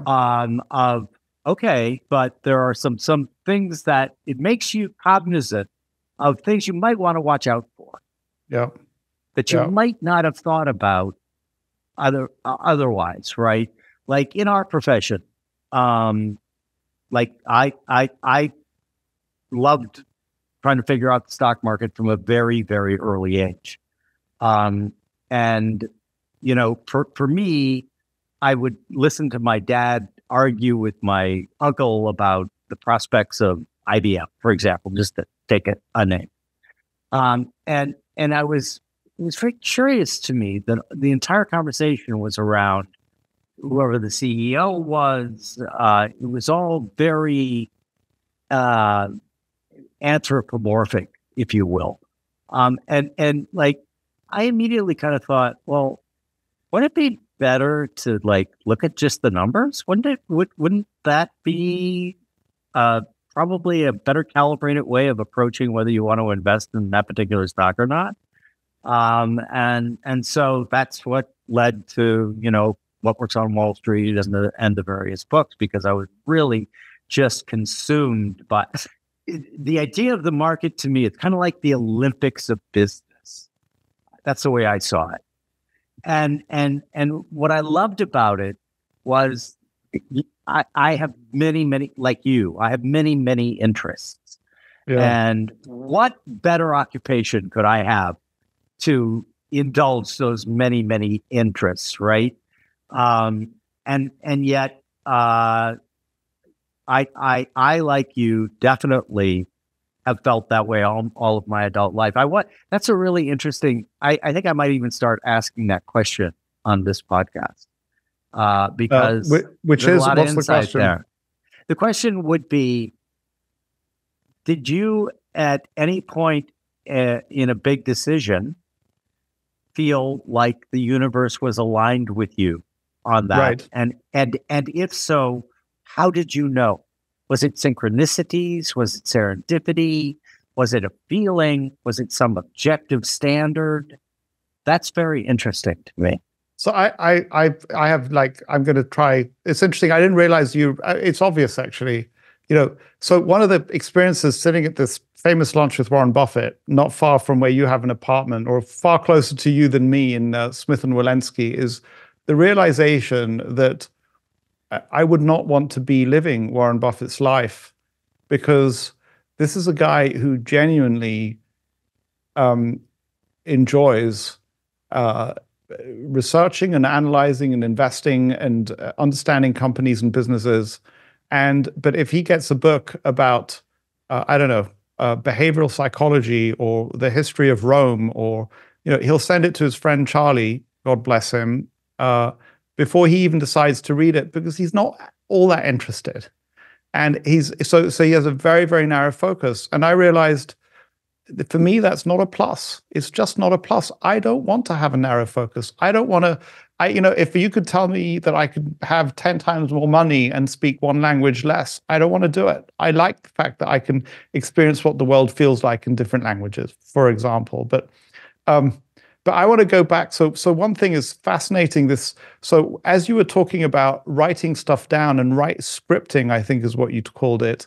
What came up for me was, it's not Keith Ferrazzi, I don't think, but it's this concept of fear mapping is, again, one of the kind of like planning tools. And another thing that came up for me is a book whose author I don't remember, called Write It Down, Make It Happen. And then I want to tell you a story about this because it's kind of like, and maybe it's even been transformational for me. We arrive in Zurich, 2009. Any move is difficult. And I'm saying to myself, wow, this is really hard. Maybe it's not going to stick.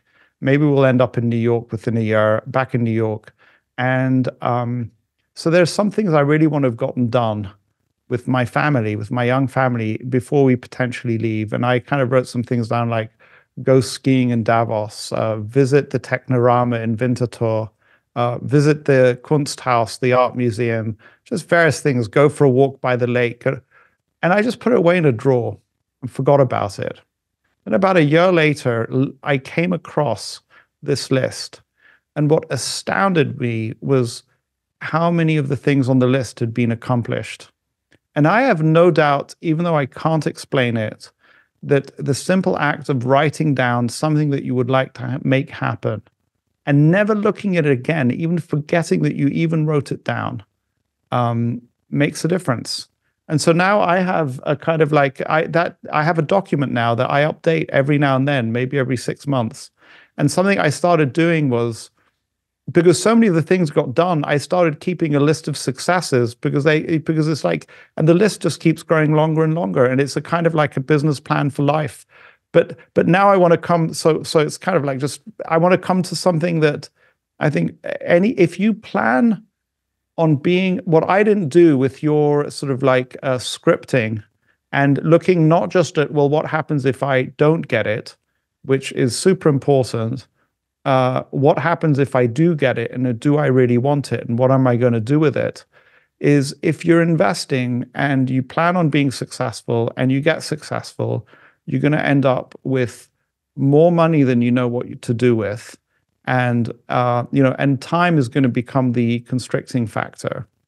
And I don't think that my peer group, the people I talk to on a regular basis, are in a sense the right peer group for me, because the endless pursuit of yet more money when you've got more than you can spend is asinine. It's just the only reason why it makes sense for Warren Buffett is that he stopped, he paused, he looked around, knew he had more money than he could spend. A bit like the musicians on the deck of the Titanic in that famous movie. They looked around, they're like, oh my God, we're going down. What should we do? Well, we'll play music, So Warren went back to playing his music. It so happens that his music makes him even more wealthy. But I'm not sure that, spending the rest of my life just thinking about making money is a good use of my time. So, and I'm stuck. I could not agree with that more fully. I think we are incredibly simpatico, because I have, so we sold O'Shaughnessy Asset Management to Franklin Templeton. I started another company, not to make money, but to pursue things that obviously it needs to make money, because I'm a good capitalist. But that wasn't the primary motivation. The primary motivation was I have all these other interests that I can finally indulge. So it's very indulgent of me, to be really frank, that I've decided, okay, well, let's do it through a company. And so we did O'Shaughnessy Ventures, but O'Shaughnessy Ventures gives fellowships. It does movies. It does books. It does all the things that I am passionate about and love. I want to come back to your list, though, because there is something magical happening when you write out what you want to accomplish. And I don't have any, and listeners, viewers, if there's some good scientific research around this, I would love to see it. But I have found personally, and hearing your story, Guy, I've had this similar conversation privately with many very, very successful people, and the majority of them have the same tale. They wrote it out. I found I'm a journal keeper, so I have journals going back to when I was 18 years old, which is very helpful because there's nothing like being called a liar in your own handwriting to make you understand that memory is very fungible and that our minds might think they're doing us a favor by overwriting memories to make the memory consistent with what we believe now. And anyway, I found this list of a 4-page long list that I wrote out when I was 28 years old. And there were like 98 things on it that I wanted to accomplish. And Guy, I'd completely forgotten about it. And 95% of them I had accomplished. Wow. And one of them was really weird because I was such a music fan. I had written, now remember, I'm 28 years old, a punk kid. And I'd written, I want to be the chair or the lead of a major arts organization. Yeah. And then I had the privilege of being chairman of the Chamber Orchestra of Lincoln Center. So I urge I work a lot with younger people, and I urge all of them, oh God, write it down. And write it down with your own hand. That's another part that I find very, very important. And it's strange because, I mean, I believe that I'm I have a scientific mindset. I'm an empirical guy, I believe. So, what I want to do is trace. I don't want to say, when I say God smiling at me, I'm using language. I'm using God in a poetic sense, not in an empirical sense. Yeah. And what is the mechanism? What is the mechanism by which that happens? Because it just feels, it's like, it's a mystery, and it's a fascinating mystery, Very fascinating. And it has been something that has consumed my attention for years. I would love to be able to figure out, because as you know, I'm very empirically oriented as well. Yeah. And, I sometimes hesitate because this stuff can sound very woo. And it's really not. And I would love to figure that part out. And it's funny. It's interesting. So I'm actually, if you come to the medical profession, science-based medicine, there's many things that are on the fringes of medicine that don't make it into the kind of the canon of medicine because you cannot prove it to a sufficient degree of certainty, and the people around it. So you get all sorts of people there, but many of those things are effective. Whether it's getting a massage or whatever the hell it is, the person who feels better because they went to the chiropractor, and there's something there. and I guess there's a so I was talking to a group of math students yesterday at the University of Zurich, and it was hilarious because I put on a slide that said, here's all the mathematics I don't understand. And I kind of like, one of the things that I wanted to do is I wanted to shock them into realizing how little mathematics they actually need to be successful in finance. And I kind of like more or less convinced them that I could add and subtract and maybe multiply a few things. But, I didn't need to understand what a Fourier transform is, for example. But then I took them into this transformational experience for me, which was, I'm in San Francisco, and I call up this Swiss friend for some reason, who's a great friend in New York City, and her name's Diana Weiss, and helped our marriage, amazing woman. And she says, oh, you're going to hang out with friends? There's Tony Robbins' Unleash the Power Within seminar. You should go and do it. It will change your life. And, somehow, I'm not going to do that. I'm going to go hang out with my friends. Well, I'm going to do some seminar. But somehow the words will change your life. When the student is ready, the teacher appears.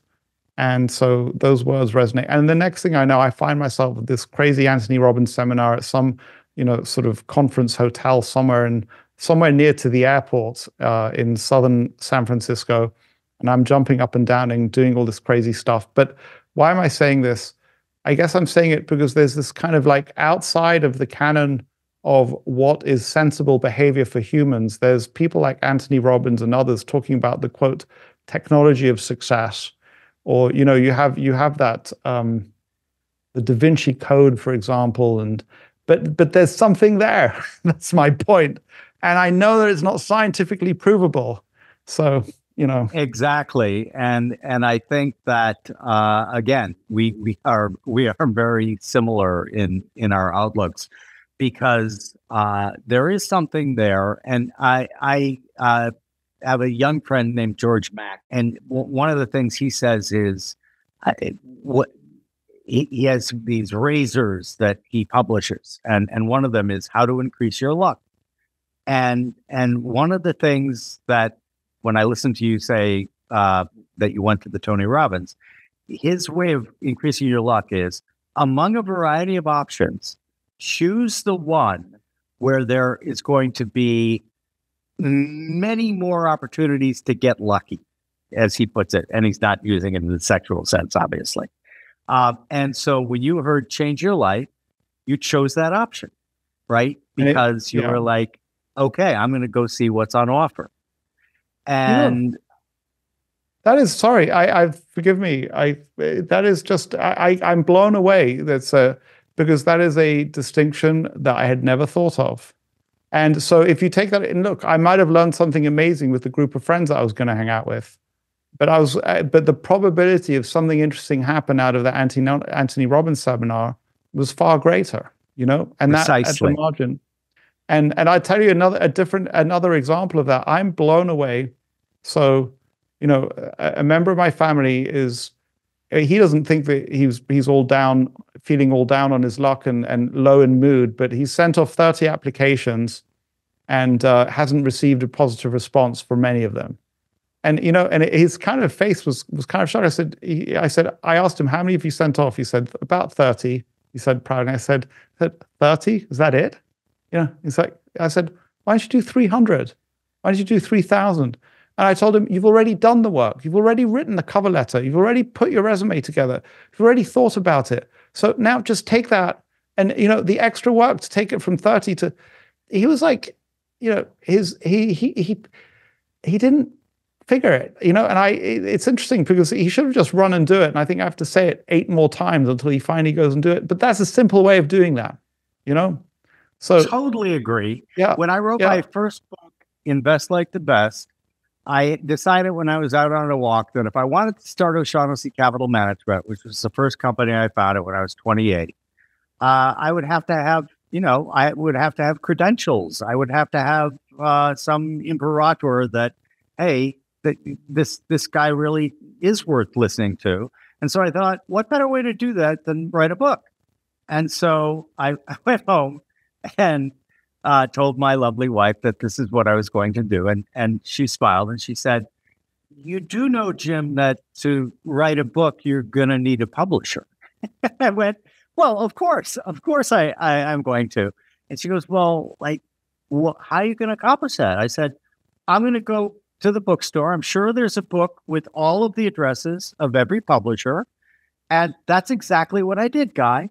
I sent 300 query letters to every publisher, and all but 2 came back negative, but 2 came back positive. And that's all you need. That's all you need. That's all you need. Yeah. And in your case, what I was telling this family member was that the response rate on pretty much anything you send out is never going to be more than 3% and might be 1%. And in your case, it was even less than 1%. And yes. The person who responds, because you have to have it arrive on the person's desk on a day when they're feeling lonely and unhappy, and maybe they've had a fight with their wife, and somehow something in what you've sent them makes them feel good. And so they feel like they want to get in touch with you. And the first job I got in finance, the summer job in London, it was then an Austrian bank called Kreditanstalt, Credit Institute. I hadn't done the 300. I didn't know that yet. I'd done about 40. And I got 2 back. And the guy who offered me a job after he'd invited me for an interview, I realize now, very, very professional, very lovely guy, taught me an awful lot. But he was actually a closet gay and he wanted to take me out. And on the very, very last night of my internship, he offered that if I wanted to, I could go back to his place. And I didn't swing that way, so it wasn't an option. But I realize now, years later, that the reason why I got that opportunity was that the guy kind of liked the look of me, And you know what?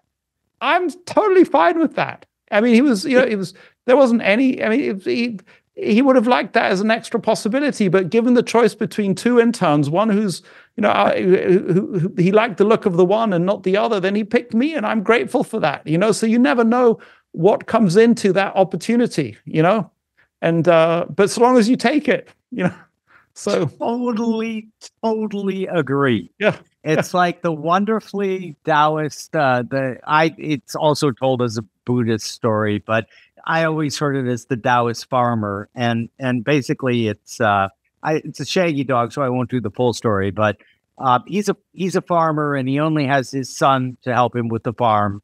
And one day the only horse they have, which they use for multiple purposes, runs away. And everyone in the village comes to him to give their condolences. Oh, we're so sorry for you. What a loss, such a tragedy. And his response is, we'll see.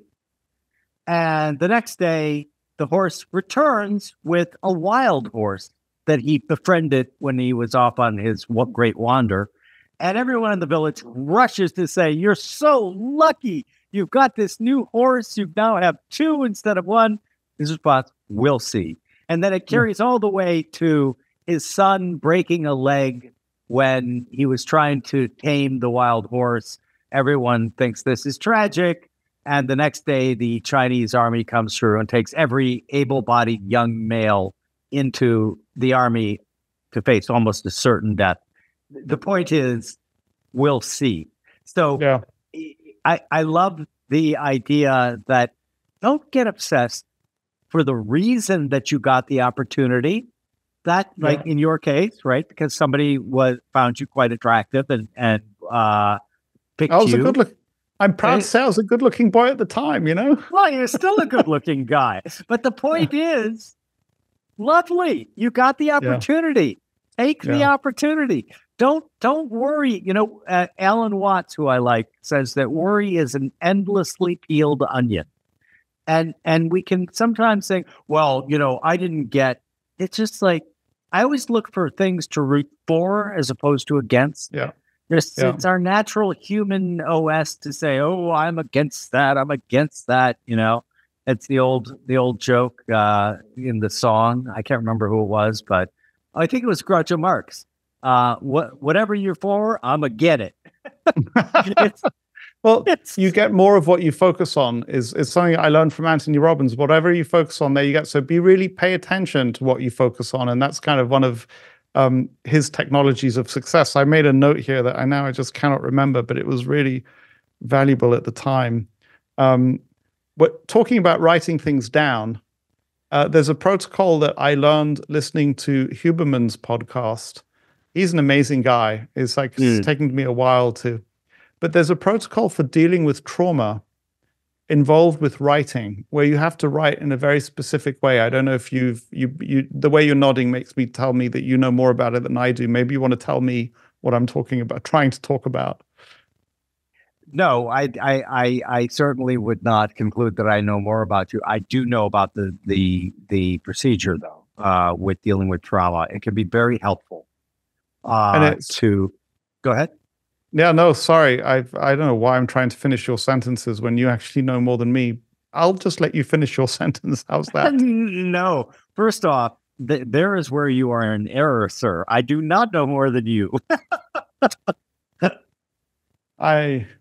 So this protocol is one. So the important thing is who thought that a writing practice can be more than just keeping a diary or taking notes. And it turns out that in order to get the benefits, and Huberman's very empirically based, and so there are demonstrable benefits in terms of heart rate reduction, disease reduction, measurable diseases, if one sits down and takes traumatic events and processes them using, so it's a certain way of writing about the traumatic event. The detail we'll have to find out from him.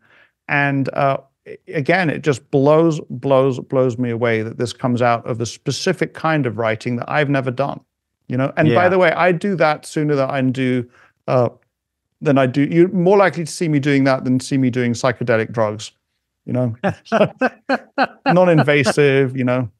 Yeah, feels better. I think that there is I suspect that there is a multi-model approach so for example, I'm very intrigued by mind-body issues.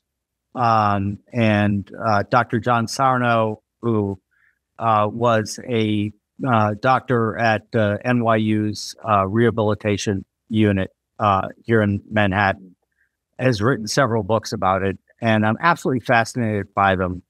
And I think that, and by the way, they plague especially Western capitalist democracies, where the moment one hears that something potentially is psychogenic, at least in part, particularly in America, what do you mean? You're telling me it's all in my mind?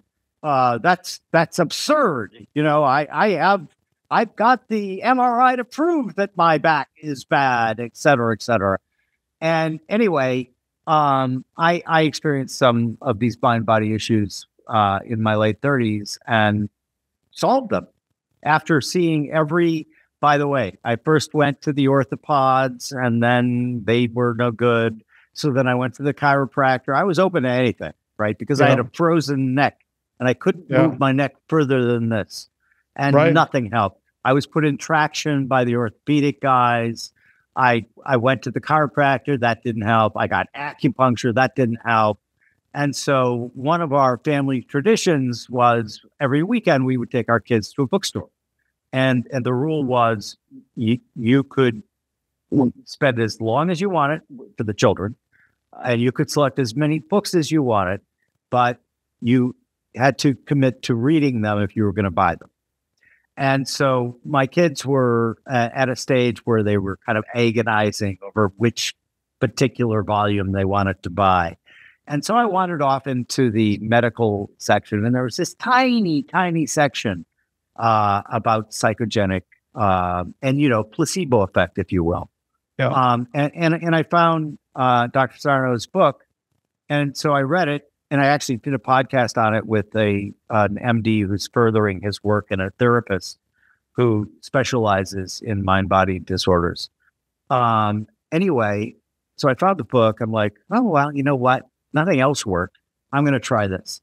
So I read the book, and literally, Guy, I was so offended that I threw the book physically across the room and said, what a pile of horse shit.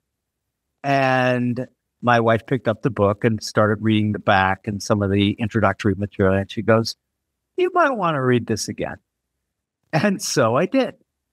And I read it 7 times, in fact. By the 7th time, I saw myself on every page of that book. And here's the important part. The next morning after that 7th reading, I woke up and all of my neck movement had been restored. And I'm like, okay, I got to see if I can figure this out, because how great would it be? Because one of Sarno's key provisos is if you do not believe that this talk therapy or this, he would call it educational, informational theory works, you won't get better. And so he excluded from his group anyone who, when put to the question, do you think that just attending Dr. Sarno's lectures and learning about why mind-body problems exist could help you? And anyone who answered no was excluded. Because he found that they couldn't be cured because they didn't believe it. Anyway, I start being kind of quantitatively oriented. I started trying to look for, I wonder if there is a group of modalities that where you could cure somebody who has one of these mind-body disorders, even if they don't believe that such a therapy could be productive. So I'm still on that one. I just want to give you the skeptic's view, because it's fun to do. And so a skeptic view would be as follows. So the problem that we have regularly is that we don't take the full sample size. And so, the hilarious thing is, so a friend of mine was posting about how, XYZ person took the vaccine and they died, or this happened or that happened. And I just asked him the question, have you sampled all the people who didn't take the vaccine? Because a lot of them died as well. And he suddenly realized he was missing half the sample. So you cannot exclude the possibility that this thing was going to heal in of itself, whatever it was. And it just so happened that it healed at the time that you started believing that the book, because if you had not believed, something like that, I don't know if it's the case, but you want to be able to exclude that. And it may be possible that it's very, very hard to exclude that. But I'll give you another example of that from a lovely book that I recently read by a British journalist called Christina Patterson, Outside the Sky is Blue. Short story. She grew up with a sister who turned out to be schizophrenic, ended up just a very brilliant and genius sister to have, who taught herself Russian and was writing a history at a young age of the Romanov family, and then ends up schizophrenic. And it's a very, very difficult life for her and her sister, and very painful to see her sister go through that. And somewhere she became convinced that she could not allow herself to succeed because she felt so guilty that her life was so easy in comparison to her sister, who had such a difficult life and ended up dying because of the wrong medication or something. The writer, Christina Patterson, I'm just telling part of the book, is suffering all sorts of career setbacks and is suffering from physical disabilities. Like at one point, she couldn't walk because she had such extraordinary pain in her knees. Long story short, I believe 2 or 3 years of Jungian psychotherapy cures her of everything. And now she's an extremely successful journalist. She doesn't have any aches and pains. She couldn't get married. She couldn't find the right partner in life to get married to. And she suffered from things like cancer and awful things. And now she's happily married. And she'd tried everything, including God, and that didn't, she joined a kind of like a version of this Southern Baptist type thing, sort of like happy clappy church for a while. But what worked was, something that was just in the mind, and the right kind of accessing it in the right way, and dealing with this sort of subtle self-sabotage that was going on, which is kind of really, really scary, actually. And I ask myself, that's an extreme example or a very powerful example? So here's a fun question. This is so arrogant. I'm going to ask it. So, Jim, do you think there's any area of your life where you might be self-sabotaging, or where you might be getting in your own way? Oh, almost certainly. I think we are as I've gotten older and learned more and more, one of the things that I really have come to understand from when I was younger is the fragility of all humans, myself included, and to become more empathetic because of that. I was not a naturally empathetic person, as I went through life, and as I had experiences and read and experienced different things, I became acutely aware of these things affecting me as well. Right? I'm running HumanOS just like everyone else, and so why should I be excluded? So I absolutely am. Probably, I try to think probabilistically, so I won't say 100%. But I'll say I have confidence, a 95% degree of confidence that absolutely, because I'm a human being, Yeah. Of course, Yeah. I have things where I self-sabotage myself. I think Yeah. that's part of the process of being a human.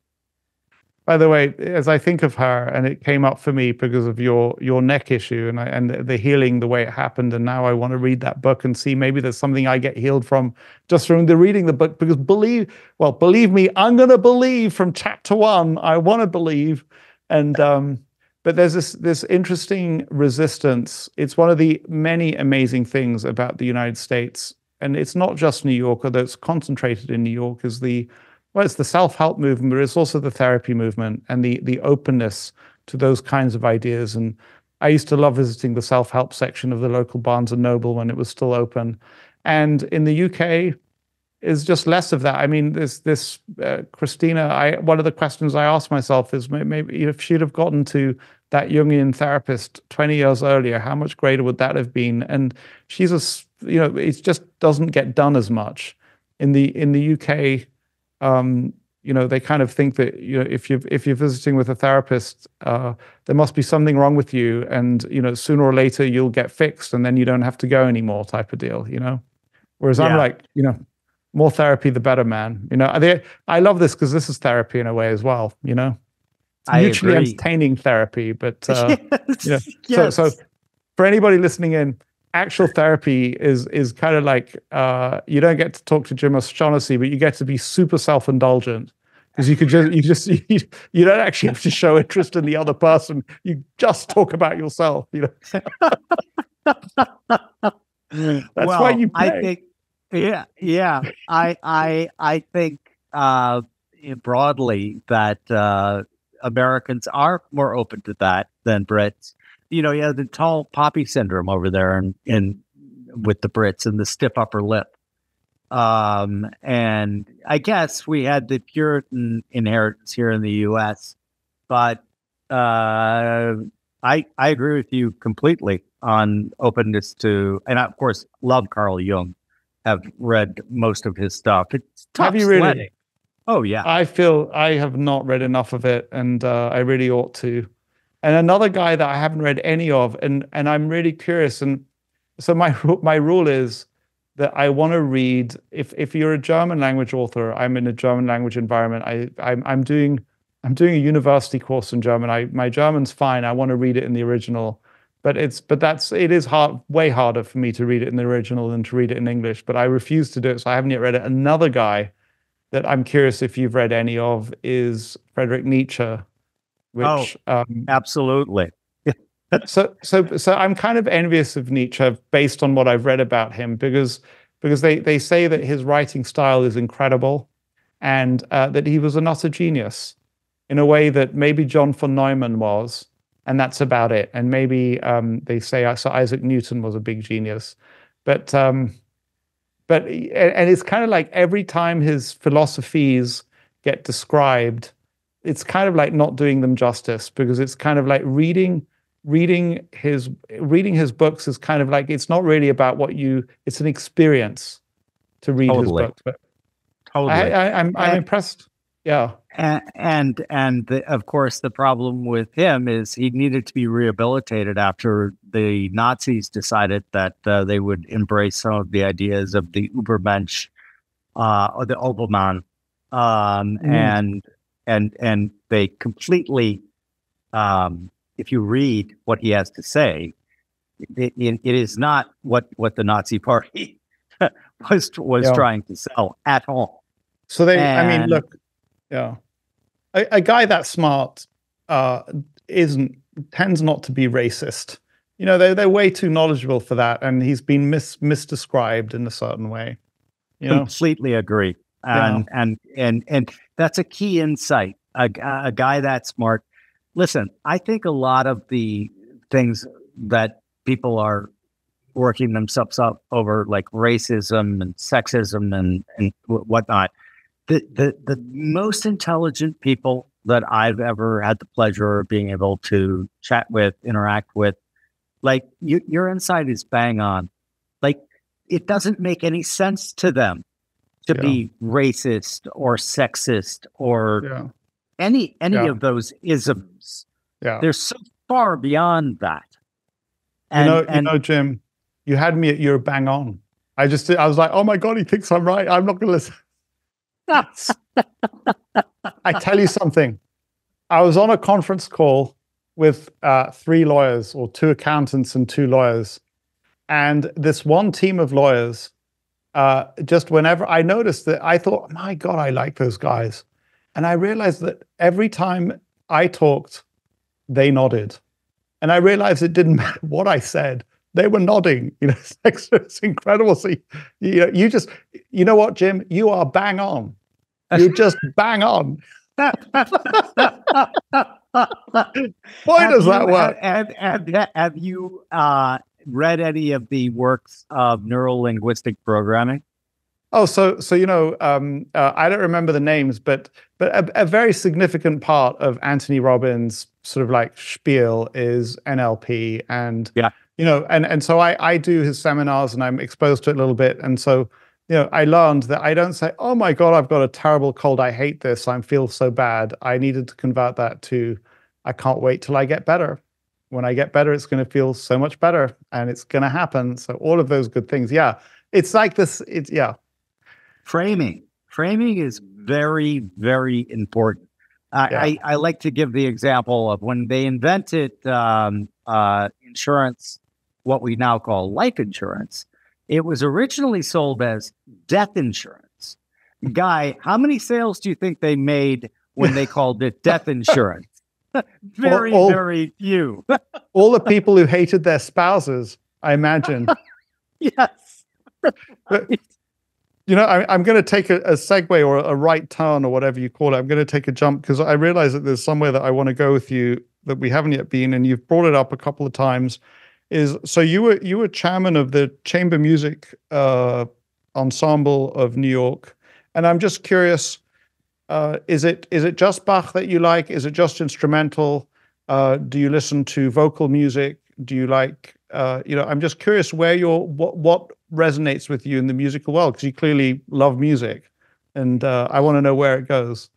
So I have very diverse musical tastes. I love specifically. I love Mozart. I love the Romantics. So it's not just Baroque, right? That I like. Telemann and Bach and Vivaldi, etc. But I also like all sorts of like electronic music. I love techno music, for example.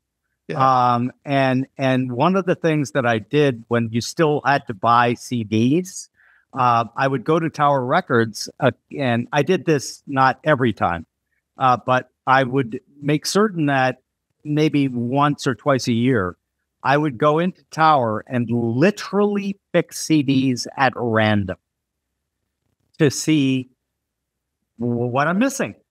And that's how I discovered techno, for example, back when it was called European New Beat. Yeah.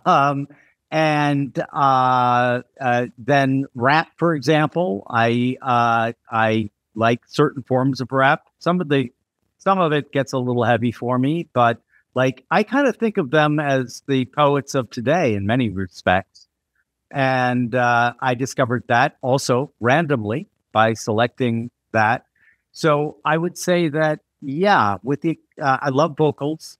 And I think maybe the only form of music that I don't like key in with too deeply would be, and even then there's exceptions. But would be kind of pop country. I'm not, which is very popular in America. Yeah, and I love jazz. I love jazz. I think clearly, one of the reasons. Yeah, clearly very musical mind. Play any instruments? Sadly, I do not. And I started guitar lessons when I was a teenager, and I sucked. So I thought I could maybe better invest my time. But I had pretty universal music. I had a lovely conversation yesterday with a friend that I made at high school, perhaps one of a very small number of friends that I've kept from high school. and he's extremely musically gifted and was also very gifted at mathematics, and ended up to being a natural scientist at Cambridge University in the UK.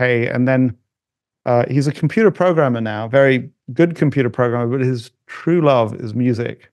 And he sent me, so many of my musical tastes developed through being with him in various different places, and through being in the same boarding house as him at school. I learned to play a little bit of guitar, and I don't really play the piano. But he shared with me a playlist yesterday that he created, his playlist, and I was reintroduced to all the music he's listened to. It was just so much fun. But I want to just stay with classical for a second. So does opera? I enjoy certain operas. And to be honest, I've been to the Metropolitan, I've been to the opera in Vienna, I've been to the opera all around the world. And so I definitely take them in. It doesn't resonate nearly as much, the full opera experience, like when I'm sitting through an entire opera. It gets to a point where I'm like, okay, I'm good. The reason why it came up for me is, I guess, is that, and don't ask me exactly how this happened, because my father's a big Wagner fan, and I was talking to this friend yesterday and we were introduced to Wagner at school. And to sit in a Wagner opera, the Ring Cycle especially, is kind of like psychotherapy, and you get enveloped by the music, and you got these archetypes that are wandering around the stage. And I don't know, it just seemed like a relevant thing to bring up to you. I was curious to see if that touched you at all, or if it gripped you. And I guess I'm trying to find out if you're a Wagner fan or not, really, is what I'm asking. I'm not a big Wagner fan. I obviously, there are certain Wagner pieces. There are parts of that opera that I find quite extraordinary and transcendent, actually. But yeah, I'm not one that would like get very excited. Come on, honey, we're gonna do the whole Ring. But I'm kind of bummed, actually. I'm a little crestfallen. I thought I might have found a fellow Wagner fan, but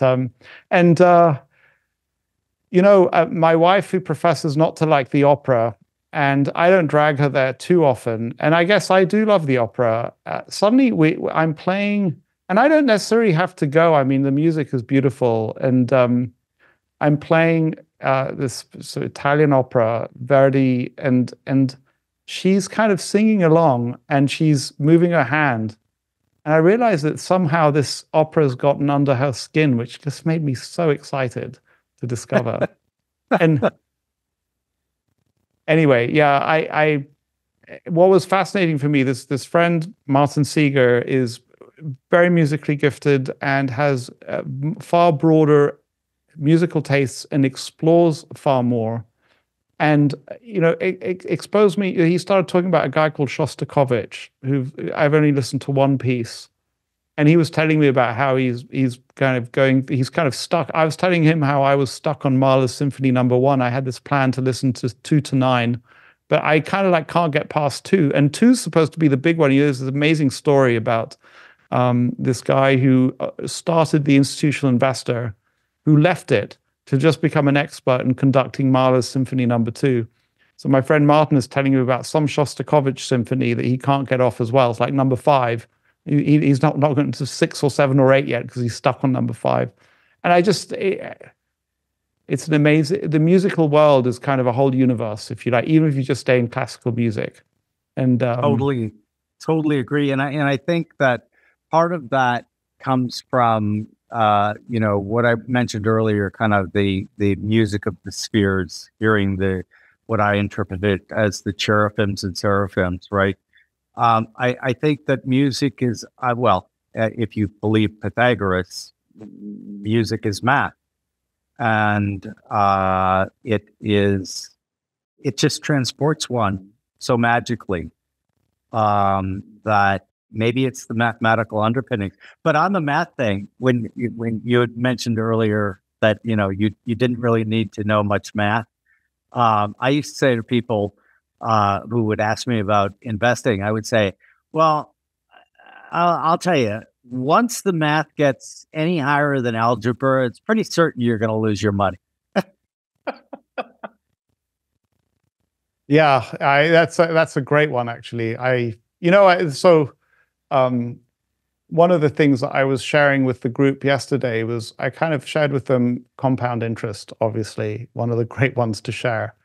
First of all, I started, and this is a horrible thing that I'm about to say, I probably shouldn't say it, but I realized that there's a whole part of humanity that doesn't really understand addition and subtraction, even if they've been through high school, or they don't understand the magnitudes of numbers. They don't really feel what is the difference between 1,000 and 1,000,000 and 10,000. But then there are the people who totally understand compounding, but don't act on it. And we're kind of like in the room, I was sort of saying, you guys here all understand compounding, but how many of you actually going to act on it? And I kind of put up a chart of, my returns, and I also put up a chart of what returns can look like. And I said, in a certain way, my whole life has just been, working on compounding, taking this one thing and saying, if I can just get this one thing to work for me, I can pretty much, as far as financial things are concerned, I can let all the others, but how many of you guys are going to do it? And I gave them examples of people that I know who are extremely gifted mathematically, but never made the connection between their mathematical insights into simple things like, and acting on them in the real world. And I wanted to tell them, don't you guys be like that. At the same time, interestingly enough, so we want everybody, if you want to get rich, you want to act on the insights that compounding gives you. You don't want to act on the kinds of insights that Black-Scholes gave Myron Scholes and Bob Merton. That's what's going to kill you. So you got to pick the right ones, I guess.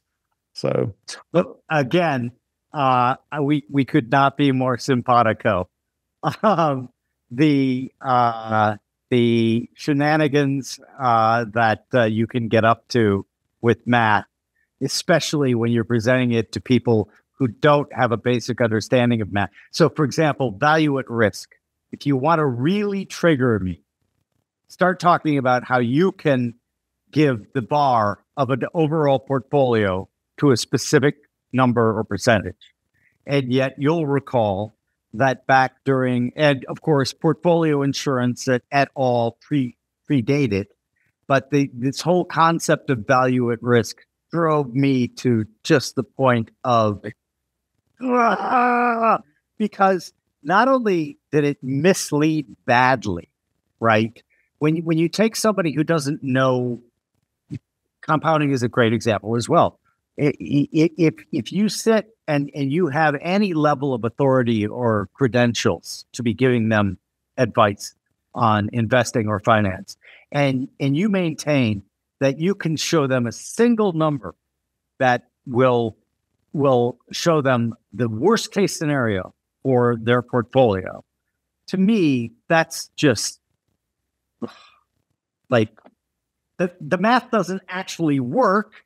Yeah. And then you're pointing at a single number and saying, see, you're good to go. You're fine. Yeah. It's a shocking thing, really, because the mathematicians really ought to know better. And it's funny because they're not doing it. I think the majority of people who are doing it are not doing it deliberately. And there's this, Charlie Munger says that to a man with a hammer, everything pretty much looks like a nail.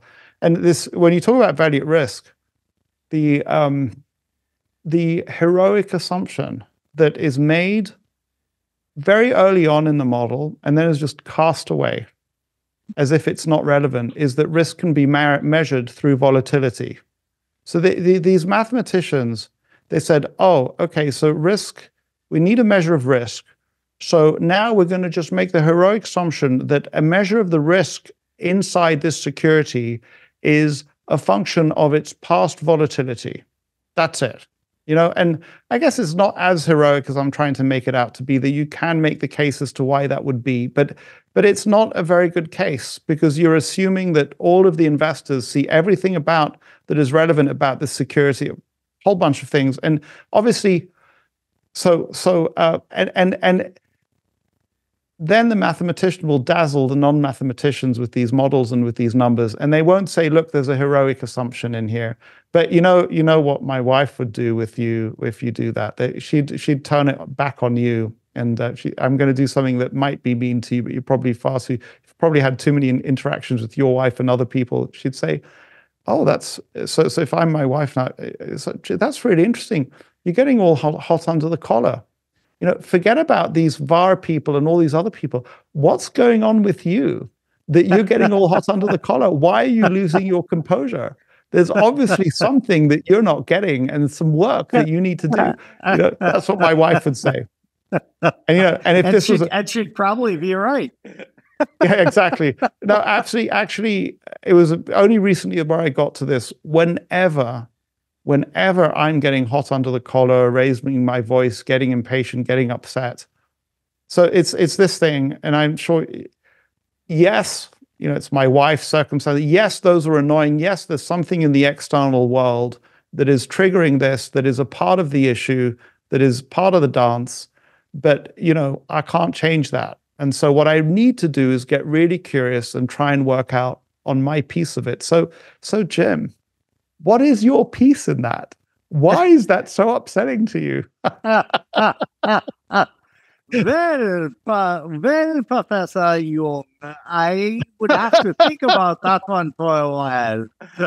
That is a very, very good Viennese accent. My God, you did that extraordinarily well. I like that a lot. Thank you. Yeah. And of course, what's wrong with what I just did is I just did a massive projection because I tried to get you to own your piece. So it's like, well, who the hell am I to tell you to own your piece in it? Because I've got my own piece in it. And of course, if my wife would rebut me, all I can do with that is when my wife says, I say, yeah, nod my head in a submissive fashion, say, yeah, I've got homework to do. I call it homework, But I think that's a good thing to call it, actually. But no, look, to be fair to you, because it's more fun to be unfair, but to be fair to you, the reason why you're getting hot under the collar is because it's duplicitous. And you feel like these smart people who can figure out what a VAR is should know better than to mislead people with these things. And in a way, it's self-referential in that if you come with common sense, that is outside of the logic of the reasoning of the VAR people, and they're just going to say, oh yeah, this is just another guy who does not understand my fancy mathematics and finance, but you're safe and you're good to go. And it's kind of like a shtick. And in a certain way, it's selling snake oil, except it's wrapped in this sort of pseudo-scientific finance theory, where to get into the club of finance theory, you have to be a really freaking good mathematician. And that's finance stuff. You know what they're studying in the Masters of Finance at the University of Zurich? You ready for this, Jim? I know you know all about this. You want to know what they're studying? They're studying Brownian motion. Yeah. So you need to be able to do the complex modeling, or not even, it's like hard maths of Brownian motion. And there's a distinction in finance between, and I'm just going to say the words. If you're a mathematician, believe me, I don't understand what it means, but I know there's a distinction between continuous time finance and discrete time finance, and it's got important implications for the mathematics. So, and we know that that's kind of irrelevant, Totally. But the person who invited me to this class, she and her husband are great friends of mine, and I've discovered it's a weird thing. One of the nice things about living in a smaller city than New York City is that you can make friends with people like the professors at the university. There's a kind of like, it's a smaller world, it's easier to mix with them. But at the university, my friends, I've got one good friend who's a physics professor, and I've got 3 good friends who are maths professors. What's going on there? And anyway, so I love mathematics purely as I love pure maths, actually. And I love learning about pure maths. And I should tell you, I don't know, are you into that stuff? Mm-hmm. So there's I kind of like fear to give these out because, well, fear. No, There's good and bad about them. So there's two wonderful YouTube channels. One is Three Blue, One Brown, is just incredible, incredible. The guy behind that explains all sorts of incredible mathematics in very simple and visual ways. And the other one is Numberphile, which is extremely popular math channel. It's just so much fun to watch that stuff. Way better than watching TikTok. And they're hour-long lectures, 2-hour-long videos, 20-minute videos explaining Euler's unity, explaining the Riemann hypothesis, doing a visualization of the Riemann hypothesis. I mean, you can go on and on and on. The bad news about it is that it gives you the illusion of understanding complex mathematics and higher pure mathematics, when actually I don't understand any. It's just kind of like very, very esoteric entertainment. I'm getting the hook from one of my producers. Can you believe that we've been talking to each other for 2.5 hours? No, because it's been so much fun. But I don't know if you noticed, I've been messaging with my team because they're like, "Are you still on this call?" And I'm like, "Yeah, it's so good. I don't want to leave." And they're like, "We got things to talk to you about." And actually, I tell you that my wife needs to be picked up. I can still make it. I'm not problematic. But I was writing on the WhatsApp chat saying, no, leave me alone. I'm having so much fun here. As am I. So what I'm going to do is invite you for a second session, because this was magical, honestly. Yeah. And people might be very disappointed that we talked about markets very, very little. But I would argue that we actually talked about them quite a bit. I didn't know what to expect. So look, it's in so much of the right literature. The right kind of approach to the market is the inner journey. So we've been talking about the inner journey, and if you're not aligned on the inside, you're not going to do very well with the markets and many other things. So I would argue, we've been talking about, as you've sort of like put implicitly, we're talking about the stuff that's really important. Exactly. So, exactly. But I would love to have you back and continue our conversation. But before we go, we do have a question that we ask all of our guests, and that is this: we are going to set you up as the emperor of the world. You can't kill anyone, and you can't put anyone in a re-education camp, but we are going to hand you a magical microphone, and you can speak 2 things into it that will essentially incept the entire world's population to wake up whenever their next morning is and say, "Honey, I've just had these wonderful 2 ideas, and I'm going to act on both of them." What 2 things are you going to incept in the world's population? Wow. Standing on one foot with no time to prepare, and I didn't realize this question was coming. And playing for time by talking and sort of thinking, and the one that came to my mind as you were talking, which is obviously you want to go to the great religious traditions, because there's an enormous amount of evolved wisdom there that's been evolved over many, many generations. So my first response is, I'm not going to try and freelance here. I'm going to go and consult with great sources. And the one that comes up is the golden rule. When you wake up the next morning, treat your neighbor as yourself.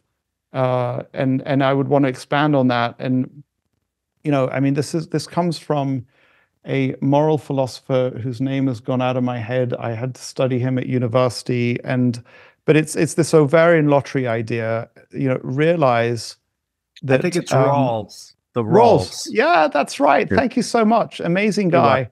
And you need to be in the world in such a way that you might have been any other of the creatures of the world, and act in such a way that if you were any one of the other creatures of the world, you'd be fine with the rules that you're establishing for the way you're acting, which is kind of like the only moral rule. And I hope you don't mind me expanding on this. My son, he's sort of, it's like, well, I'm smart, and therefore it's, I own my intelligence type of deal. And I kind of said, well, do you really own your intelligence? Actually, what if you'd come back not born with this set of genes, not born in this family, not born, in a certain way, it gives you this perspective of, well, it's okay that I get taxed.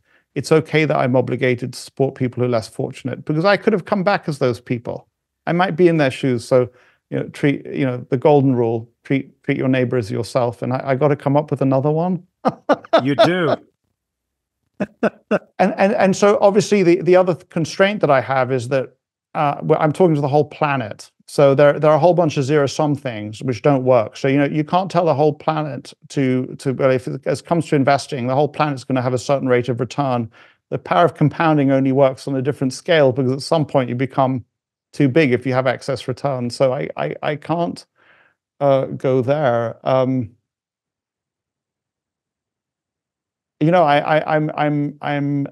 for the whole planet. For the whole planet, it's something around making so treating your neighbor as yourself, making sure that every single human, including every single terrorist, which I'm thinking a lot about right now, thinks about that perspective, that they get that perspective's change. Would you like to come back as, if you're ISIS, would you like to come back as a Yazidi woman? And really think about that, because you might be a Yazidi woman. Is it really right to have the obligation to rape the people that you conquer? Maybe you want to think about it differently. And I guess the other one that I've only come to recently is, realize that we're on this spaceship called Earth, and it's just one spaceship. And, if there was an asteroid coming towards us, we'd want to take it out. And we should be less concerned about nuclear power and the occasion nuclear accident, because that's not systemic. And when we do things that are systemic, we need to be super fearful and super careful and super scared and super conservative. And, the human species now on the planet is systemic. And, the living on Mars is fun for Elon Musk, but it's a pipe dream. We're not going to get there in any span of time we want to think of. The only possibility for me is that we might get, according to Ray Kurzweil, we might be able to simulate ourselves onto computers that will be able to upload ourselves onto computers that are on Mars once something happens to planet Earth. But we're actually on one spaceship, so how do we need to think about that? I guess I'm going there. So I actually love that. And the thing I would add is that when you speculate about the Fermi paradox, or all of the above, Mars travel, etc., who's to say that there aren't other advanced civilizations, light years away from us, but that their journey went inward, not outward? Yeah, they stopped producing stuff for the rest of us to see, because they learned to miniaturize themselves, and they're all living on the pin of an atom, on the head of an atom, something like that. Exactly. But you know what the great filter is? This is a really scary thought. Yeah, Nick Bostrom. Yeah. I in my optimistic phases hope that we have we're on the right side of the great filter. I suspect we aren't. It's yeah, and there are all these reasons. Obviously, you can't. This. Yeah, the subject for the next podcast. It's so kind of you to want to invite me back. Gladly. I would enjoy it. I mean, this has been so enjoyable. This is like what I live for. For me as well. For me as well. Energizing for me. I would. The only thing that would make it better would be to be sitting in your beautiful wood-paneled room, and to be doing it in real life with either tea or coffee or chocolate. Let's make that a plan then. Next time you're in New York, we'll do one live here. And I would love that. It's a date.